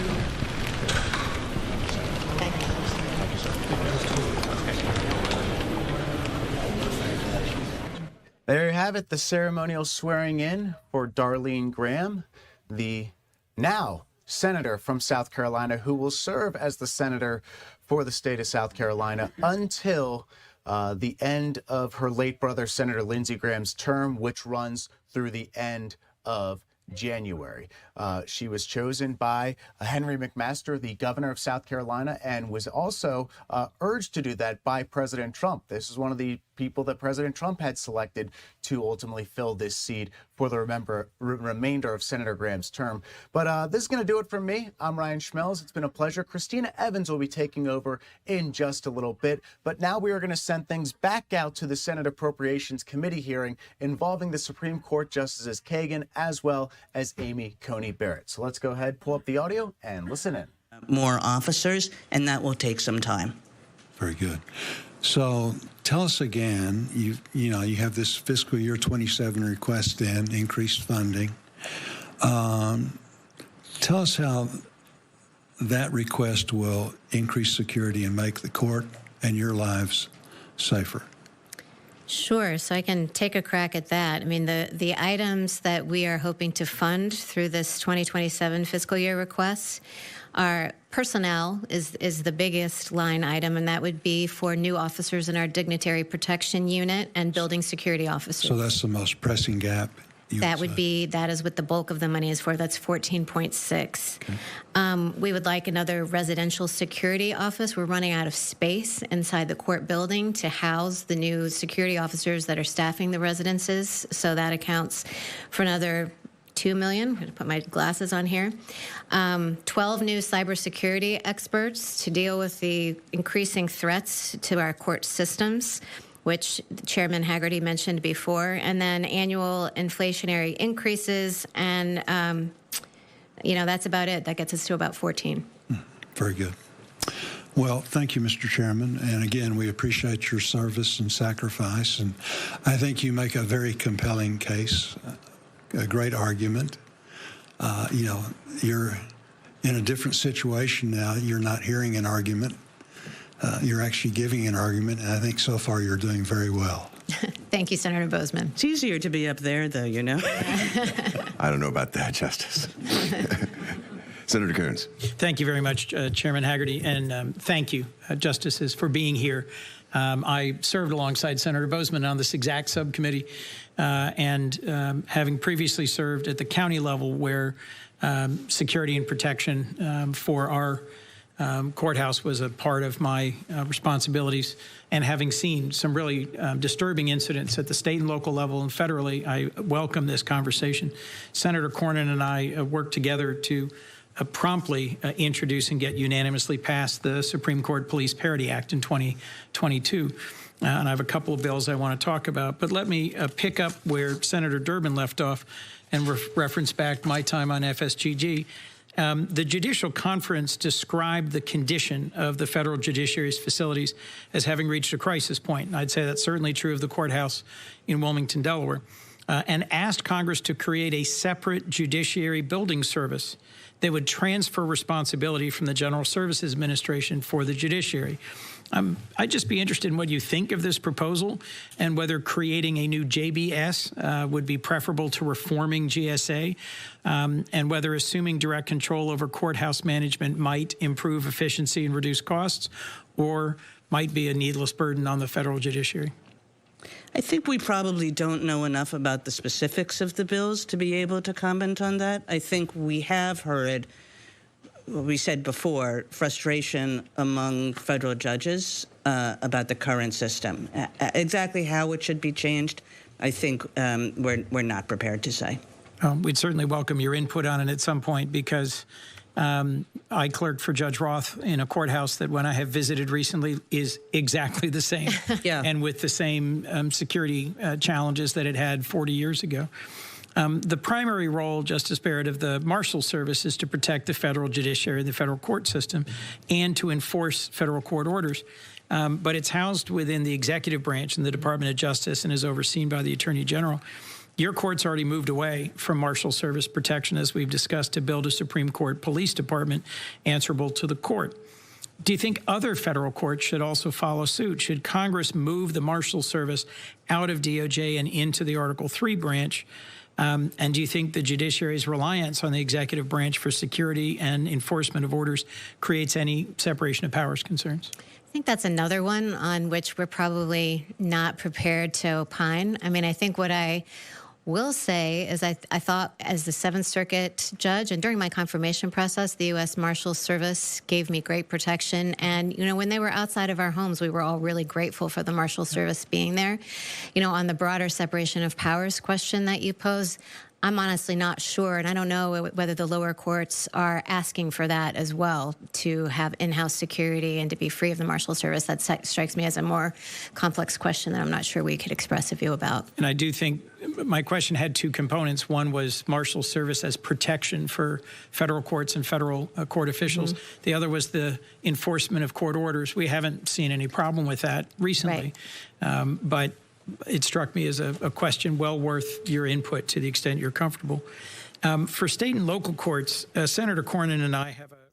All right, as you see, they're listening into the Supreme Court justices as they're just now testifying there before the Senate on Capitol Hill. We are in a new hour here on Live Now from Fox. I want to thank my colleague Ryan Schmelz, who's been with you for the last few hours, taking you through today's top stories. My name is Christina Evans. I'm going to be doing the same. Speaking of that, this live feed coming into our newsroom now.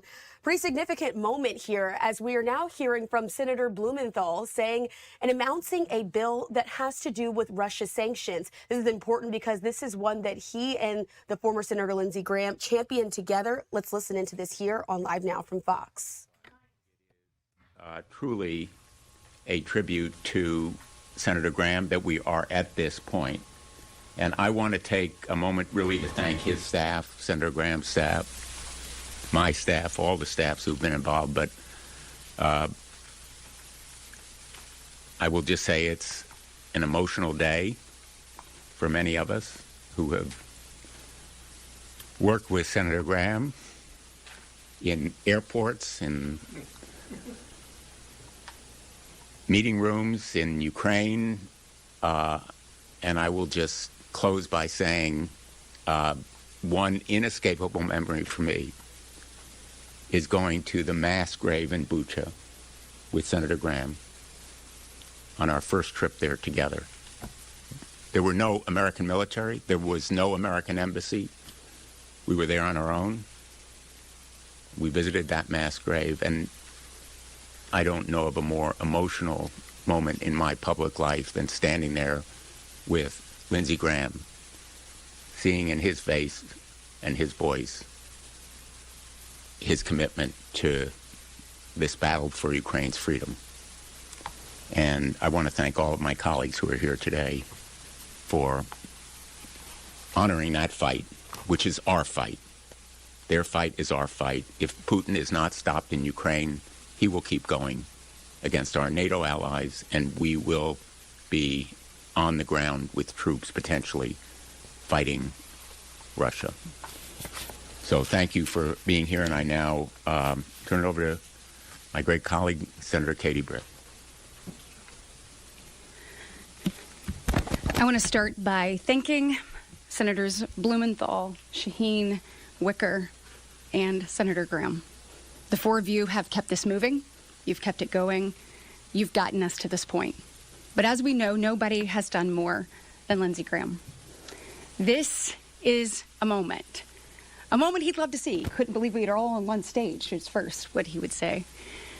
But number two, he worked on this tirelessly, relentlessly. He wanted this to happen. He knew it was the right thing to do, and he knew it was what we needed to do. I talked to him after he had spoken with President Trump, and he was overjoyed at talking and landing the plane in a place that we could all get behind, that would hold Putin accountable and would allow us to move this through the Senate. Senator Graham was larger than life in a number of ways. He was committed to putting America's national security first. He was committed to us doing what we needed to do to keep people safe and to make sure we stood firmly on our values. Today, as we stand here, we remember him. We thank him for what he did to get us here. We thank all of his team for all that you did. We know Lindsey is looking down on this moment and with a big smile. He said that this would be the most consequential piece of legislation that he ever had an opportunity to get behind and get to the president's desk. Let's not forget that, because he did a lot of big things, but this one he believed would have the largest impact and would make the biggest difference. So let's do the right thing. Let's hold Putin accountable, and let's honor Lindsey Graham as we move this forward. Thank you, Katie and Dick. I am so honored to be here with all my colleagues and so many people who weren't able to be here because of timing this afternoon. I had the privilege to travel with Lindsey Graham on what turned out to be his last congressional delegation. We were in Ankara for the NATO summit. We met with President Zelensky. While we were there, we discussed how to end the war in Ukraine. And something, as we all know, that Lindsey was incredibly proud of was securing White House support for this sanctions bill. As Senator Britt just said, when he got that call from the White House that they were going to be on board, he was thrilled, because he was a tireless advocate for Ukraine. He knew that Ukrainians stood on the front lines of freedom, and he understood that with this legislation, we can finally put the pressure on Vladimir Putin that's going to get him to the table and make sure that Ukraine wins this war. We know they're extracting heavy human and economic costs for Russia, and unfortunately, if the Kremlin is able to fund its war machine through the sale of oil and gas, it's going to be able to keep going. And that's what this bill is going to do. It's going to stop those purchases. It's going to make clear to everyone that those purchases are going to come with real costs. With the momentum on Ukraine's side, now is the time for us to pass this Graham-Blumenthal sanctions bill. We have a limited window to get this done. As Katie and Dick both said, in his final days, Senator Graham spoke about how he viewed this bill, and it was as one of the most consequential pieces of legislation that he had ever done. There would be no better way for us to honor his memory than to pass this bill immediately and to help realize his vision of a secure and independent Ukraine. I wanted my friend Jean Shaheen to stand up here while I'll just say a word. I've been a colleague of Lindsey Graham's for 32 years. There were some 70 of us elected in 1994. Lindsey and I were the only two remaining. So of that class, I'm the last one standing. I've known this man for 32 years. And I'm willing to say this. This is Lindsey Graham's greatest achievement. When it comes to saving lives, when it comes to ensuring peace for Europe, which had been used to 8 decades of peace and has had it interrupted by Vladimir Putin, this is a seminal achievement, and we salute him on this today. Vladimir Putin is a criminal. He's a war criminal. He's guilty of genocide, and he deserves to be incarcerated, not to be included in the halls of government or diplomacy around Europe. This makes it clear the reason for this, and I'll tell you, Europe doesn't deserve this war. The United States and our allies don't deserve this war. The people of Russia did not deserve this war. This is Vladimir Putin's war. This puts the onus exactly where it is. It doesn't cost the American taxpayer a penny, but we're doing the right thing, and I'm glad to be here, to stand here with Jeanne Shaheen and my other colleagues, particularly Dick Blumenthal, as one of the 4 co-sponsors of this amendment to legislation, which should move forward very, very soon. Thank you very much. Senator Rick. Thanks so much. First of all, let me say that Senator Shaheen and I from the Foreign Relations Committee worked with Senator Graham on this, along with a number of our other colleagues, many of whom weren't on the Foreign Relations Committee, but all have an interest in some way in the lanes they work in, and from other relevant committees. And we've been working on this bill for more than a year. This bill is a combination of input from senators, as you can see, from both sides of the aisle. My contribution, among other issues, was the imposition of sanctions against Russia's illicit shadow fleet of ships that it uses to evade existing sanctions and prop up its energy sector. No more after this bill passes.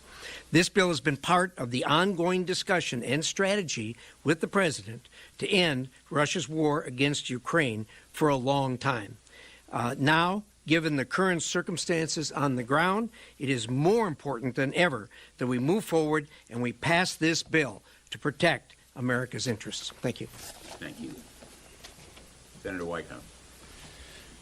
I can close my eyes up here, and I can see Lindsay here on this stage, engaging with everybody, smiling, happy.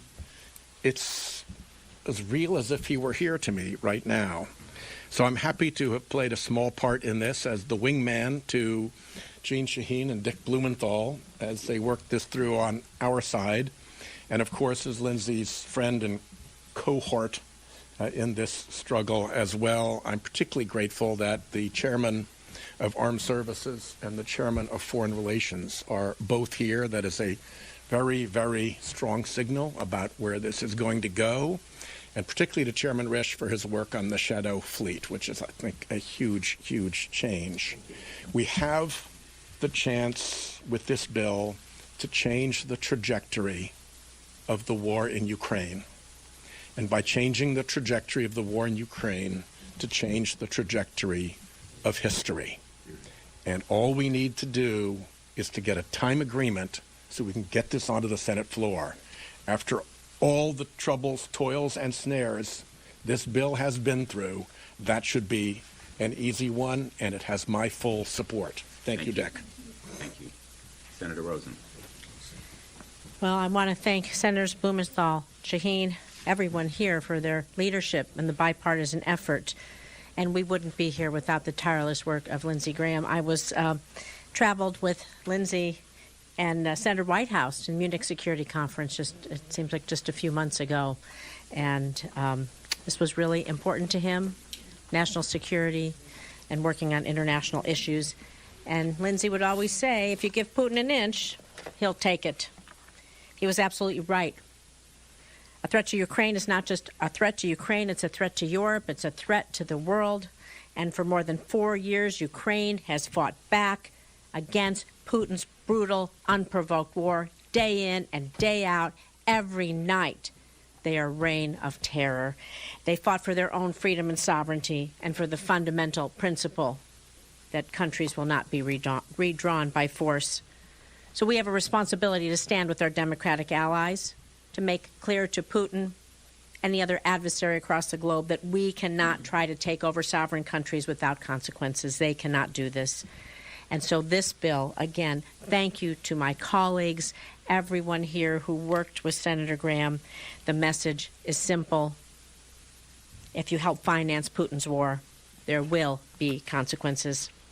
I am proud to stand with all of you. We're proud to honor Lindsey's, sad to say, his final wish, but his wish to have this done and to stop Putin in his tracks. Thank you. Senator Blackburn. Thank you. Last year, Lindsey came to me and he said, I'm going to do a Russian sanctions bill. I said, I'm in. Lindsey had an America First foreign policy perspective, and he believed that if you cut off the money flow, which meant stopping the opportunity to sell oil and gas, that you would remove the ability of Putin to fund this war and to continue to be a partner in what is the new axis of evil: Russia, China, Iran, North Korea. And this is so appropriate that we take this step, that we push this forward. There is an agreement that has been reached. It is bipartisan in nature. The White House is in support. Now is the time for us to do this and to remove the ability of Vladimir Putin to fund this war. Thank you. Senator Ricketts. Oh, I'm sorry, Senator Bennett. Thanks. Thanks, Dick. And Dick, thanks for having me, and we all miss Lindsey today. I know one thing that Lindsey Graham understood very well, which is that the Ukrainian people never asked for this war.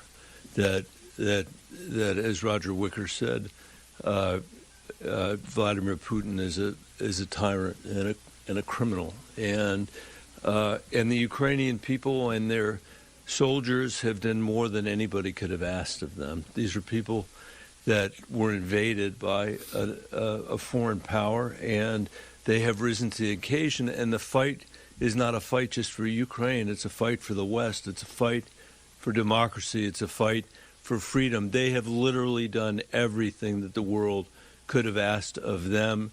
The American people have been generous supporters of this fight, of the Ukrainian people's fight. We have supported the Ukrainian people with their intelligence, which we've seen from the Intelligence Committee here in the Senate. Now is the opportunity to make sure that the rest of the world is doing absolutely everything it can do to support this fight for freedom. I hope we will put this bill on the floor, Dick, as soon as possible, and I think it will get a commanding result here in the House of Representatives and be signed by the President. Thank you for bringing us together. Senator Ricketts. America is safer when Putin loses. Lindsey Graham was very clear-eyed about the threat Vladimir Putin created for the United States, the threat he was to the United States. And he knew that we are safer with peace through strength. And that's why Senator Graham pushed this bill so hard, to make America safer. This bill will put additional sanctions on Putin, the oligarchs, business people in Russia, banks, the shadow fleet. It will allow the president to put up to 100% tariffs on people who are buying Russian oil, who are supporting the war machine that is terrorizing Ukraine. If Putin were to be successful in Ukraine, he will move on NATO members, and then we will be involved directly in the war. This sanctions bill will allow us to continue to put pressure on Russia so that we can end this war before that happens and make sure Putin loses. Senator Graham's commitment to this bill is part of his commitment to keeping our country safe and all of our commitment to keeping this country safe. And I want to thank all my colleagues who are standing up here and all the ones who are on this bill and support getting this bill passed as quickly as possible so we continue to let Putin know he will not win in Russia. Thank you. Thanks. Senator Moran. Senator Blumenthal, thank you. Thank you to the leaders of this effort. And I'm so honored to be here on a day in which we again reflect upon the life of a United States Senator, our colleague, our friend, our patriot, who had such an interest in making sure that America had a bright future and that we are free from the tyranny that has often surrounded us around the world. And so it is this day. It's a legacy, certainly, to Lindsey, but I hope it becomes a legacy of this United States Senate, that we have accomplished a goal that matters greatly to our world, to Europe, to our nation, and to our constituents at home. It's easy to say this is a foreign relations issue or an international security issue. That is true, but it's really about taking care of America.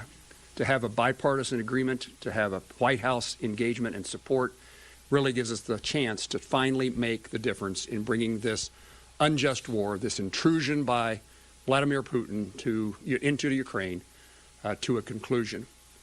It's frustrating for all of us to work in the environment in which we do. We all want to accomplish more than we are able to accomplish. This is an example with a good cause, in fact, a great cause. This is the kind of thing that a United States Senator dreams about having the opportunity to engage in, because it has such an outcome in changing the lives and freedom around the world. So I encourage my colleagues that we all work closely together. We don't let any kind of small detail or technicality keep us from proceeding. Time is of the essence. Every day that goes by, more lives are lost. And every day that goes by, there's more risk to the world. So I look forward to working with each of the folks on this stage and every colleague in the Senate, in the House and the White House, to make sure that we are not just commended for our efforts to do something, but finally we can be commended for the results of what we're doing. And so I appreciate the chance to join my colleagues today to express the gratitude that I feel for working with all of you to take up a cause Lindsey Graham so eloquently, well, I don't know if he was eloquent, so vociferously championed that mattered. Thank you. I think you're safe with eloquently. Eloquently, vociferously championed. Senator Cruz. Lindsey Graham was an historic United States Senator. He was energy and motion. He was passion. He loved this country ferociously. He loved the men and women of the military. His every waking moment was spent fighting for the men and women of the military and fighting to make this country safer. He was humor and wit. I cannot count the meals I had with Lindsey where my ribs would hurt from laughter. I'm going to look across the dinner table and it's going to feel empty and dull and dry. And now it means I'm going to have to invite John Kennedy to join me instead. Katie said Lindsey was a giant of a man. And I could close my eyes and hear him standing here going, "No, I'm not." But his self-deprecating wit brought everyone together. He was a dear friend of mine and a dear friend of everyone here. He was beloved in the United States Senate. And he was beloved by Donald Trump. I got to say, the relationship Lindsey Graham and Donald Trump had, I've never seen anything like it. It was extraordinary. They would disagree 9 times and still be laughing and loving each other and working together on a dozen other issues.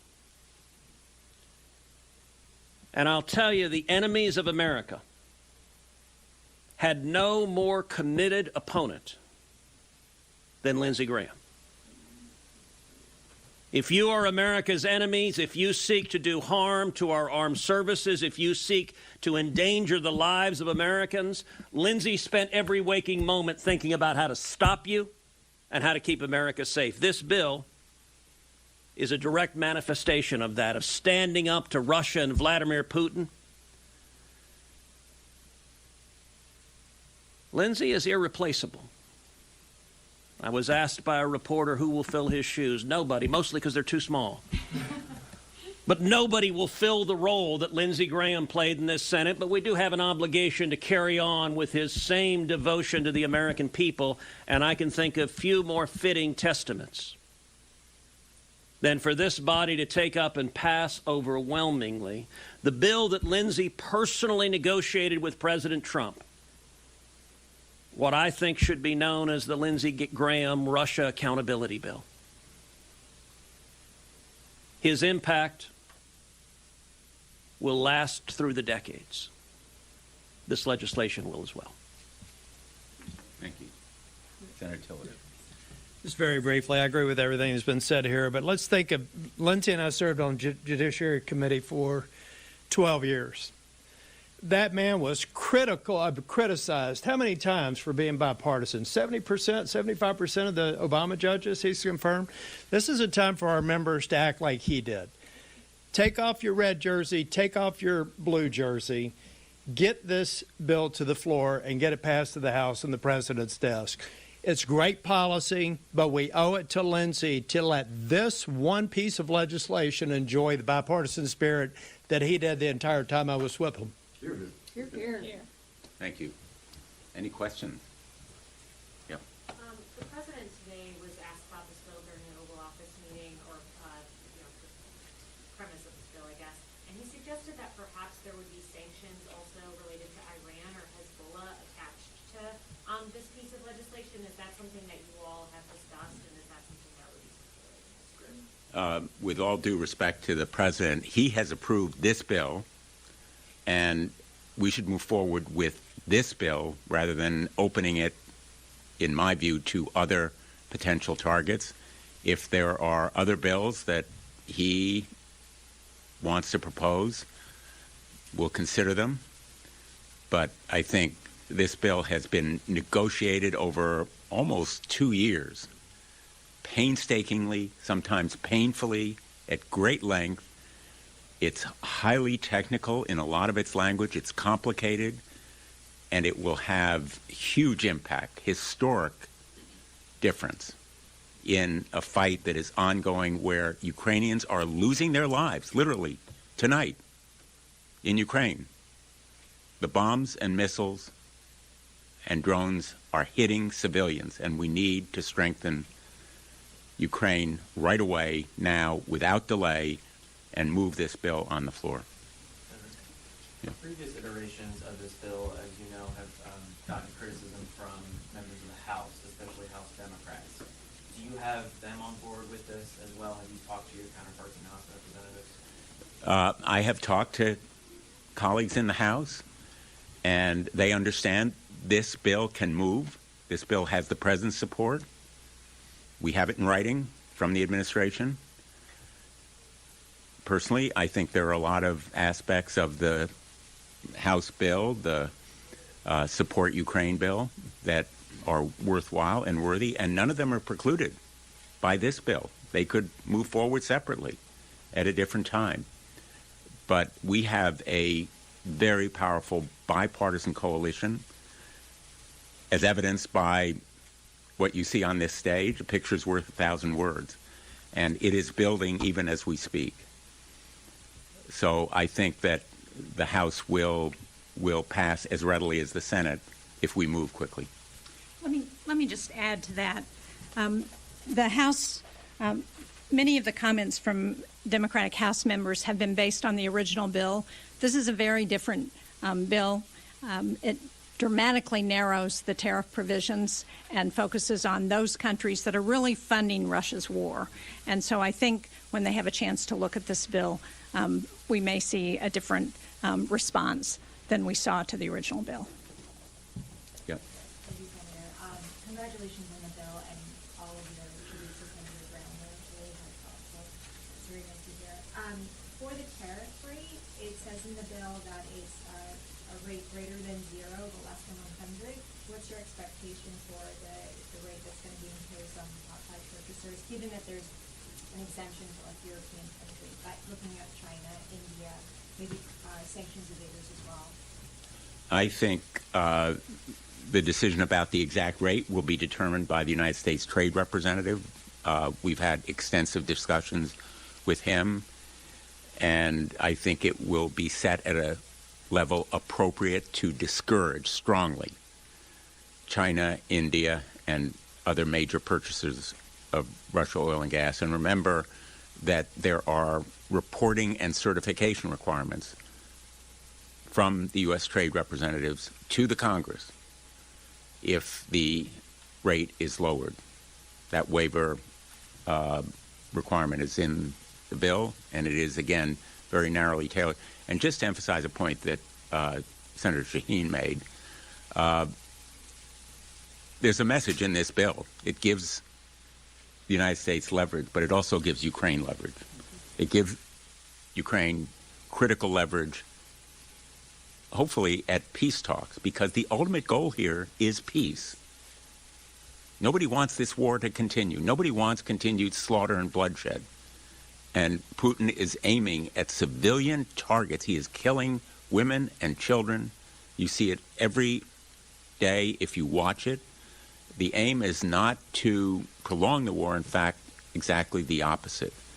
And nobody felt that point stronger than Lindsey Graham. And the rate that's set should bring maximum pressure to bear on Russia and its complicit partners in fueling its war machine.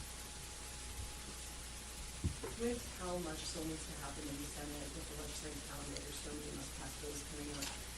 When do you all think this could actually come up? And have you gotten any assurances from leadership about how quickly?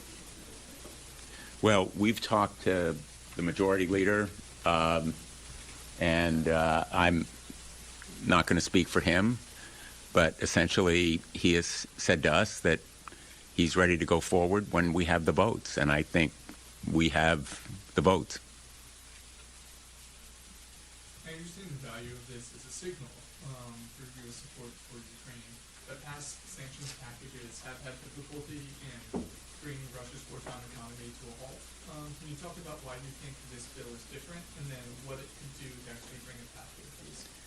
Well, this bill imposes really sledgehammer sanctions on the companies, the oligarchs, the evaders, countries that in effect provide a platform for sales. The sanctions piece of this bill is truly scorching. And then there are the tariffs that hold accountable countries that are complicit. 5 major purchasers of Russian oil and gas, and the evaders. And thanks to Senator Shaheen and Chairman Risch, crackdown on the shadow fleet. For the first time, really effective and targeted aiming at the shadow fleet. So it is a broad, sweeping bill that potentially can have a historic effect. It lacks, and I have to be blunt, it lacks the military aid that many of us feel the United States should be providing.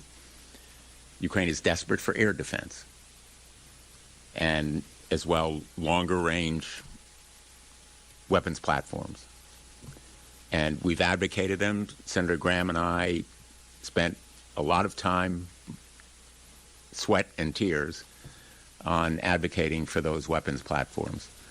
And this is the limit of what we can achieve, but it is a bill that will pass, plus it is highly effective and therefore different. One more question. Thank you. Yes. Could I ask you about the concessions or the compromise? All right, as you see there listening into the question and answer portion as these lawmakers, the bipartisan group is announcing this new Russia sanctions bill. This latest agreement was one that Senator Graham had announced with the White House just one day before his death. So speaking very passionately, there are some of those senators pushing to get this passed ultimately. We did hear from Senate Minority Leader Chuck Schumer calling for the passage of the sanctions-led package, saying that he now urges Senator Thune, in honor of Lindsey Graham, to put the Russia sanctions bill on the floor immediately, saying it will pass overwhelmingly and help our allies in Ukraine. Want to bring that to you here on Live Now from Fox. We're going to take this opportunity to sneak away for a quick 2-minute commercial break. Much more on these top stories when we return.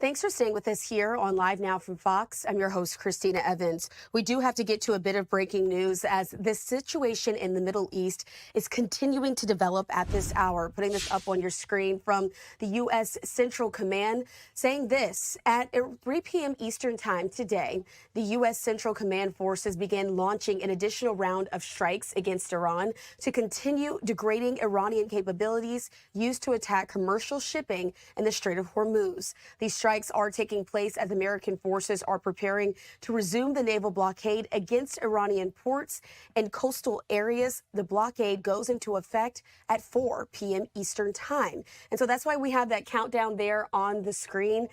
So we wanted to continue to keep you updated, counted down to that 4 p.m. Eastern Time hour. But again, there has been a lot of development that's happening today when it comes to the relationship between the United States and Iran.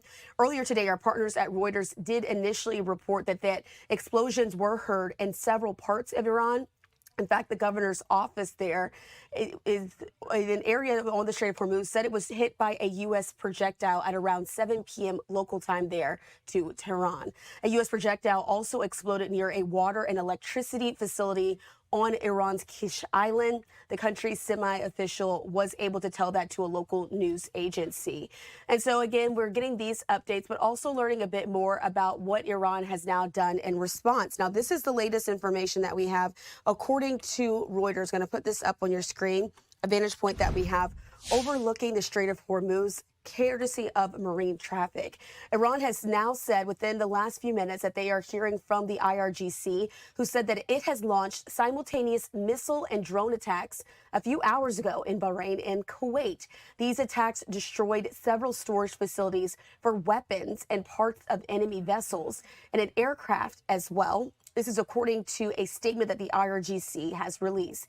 They went on to say that it also attacked a launch pad for the MQ-9 drones as well in Kuwait, destroying or damaging several drones. The statement went on to say, quote, as long as American evil actions continue in the region, not a single drop of oil or gas will be exported from the region, and these transgressions will only delay the reopening of the Strait of Hormuz. And so again, this latest report just coming down within the last 10 minutes from Reuters saying that Iran say it has hit U.S. facilities in Kuwait and Bahrain. We're going to continue to keep you updated here on Live Now from Fox as new reports come out. But it is also important to note that Iran has since said, their foreign minister says that they have no commitments when it comes to the Islamabad Memorandum of Understanding that was signed with the United States.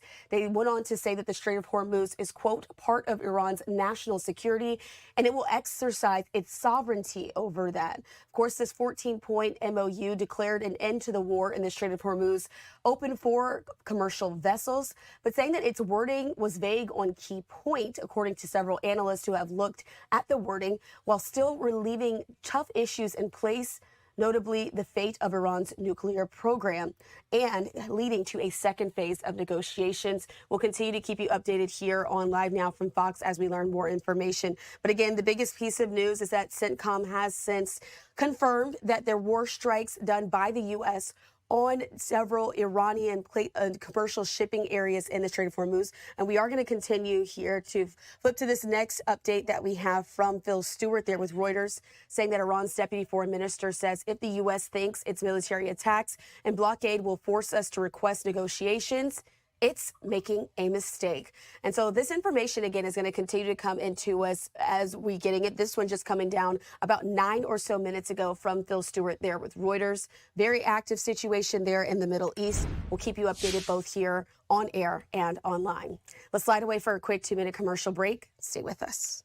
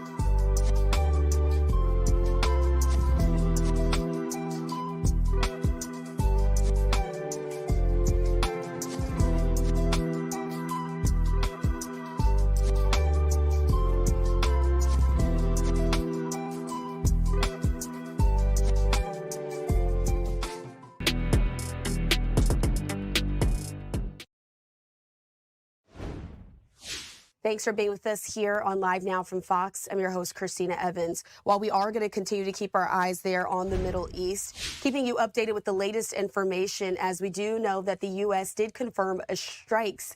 This is happening just before this blockade is set to restart at 4 p.m. Eastern time. We're going to continue to keep this timer up on your screen as well to keep you up to date with the latest information, following all the accounts there as well from the U.S. government as they're pushing out new information.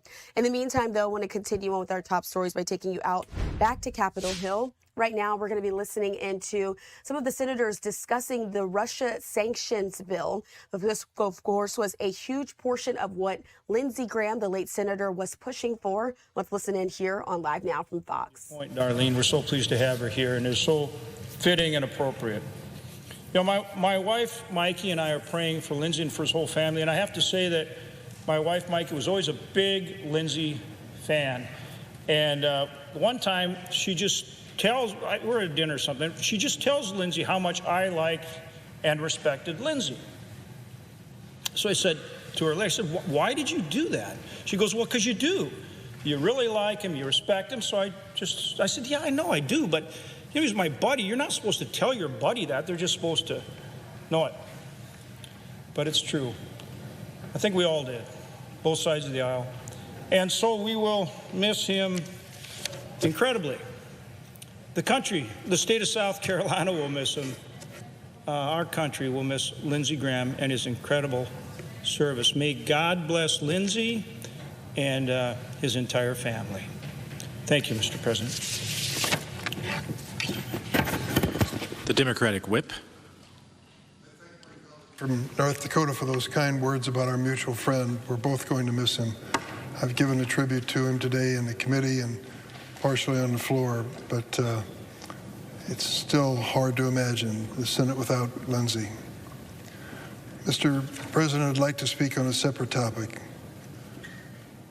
In 1935, President Franklin Roosevelt decided to try something. The idea was to create a pension plan for every American. Why? Because many people, despite working hard their whole lives, doing their best to save money, ended up almost penniless when they retired or they were forced to quit working. Those were the days when grandma or grandpa moved into the spare bedroom in your house. If that didn't happen to you, ask your father or even grandfather. They'll remember those times. So Franklin Roosevelt says, let's create a pension system so that after you retire, there'll be some money coming in. You pay into it all your working life, but when you reach the age of retirement, you get a benefit from it. They called it Social Security. It was passed into law in 1935. It made its first payment 5 years later in 1940. I think it has become arguably the most important social program in America.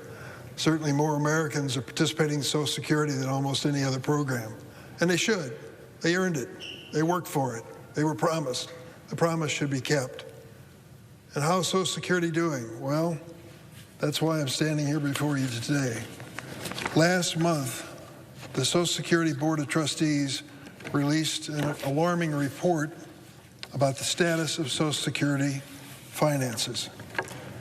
That board found that Social Security will be unable to make full payments to eligible Americans by 2032. That's not that far away, 6 years. This is alarming, and it's a call to arms to Congress. I was elected to the House of Representatives in 1982, scared to death that I was going to be a one-term congressman. I was looking over my shoulder every 5 minutes about what's going to knock me out of my perch here. Well, they came in and said, there's news for you, new congressman.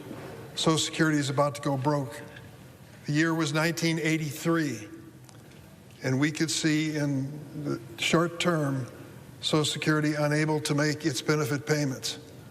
That would have been a disaster in '83. We rose to the occasion. We had a Republican president, Ronald Reagan. We had a Democratic House of Representatives with Tip O'Neill, and we set out to write a change in Social Security that would save it so it could keep making payments. Well, it took a long time, it took several months, but we got it done, and we passed it. Our goal was to buy 50 years of solvency for Social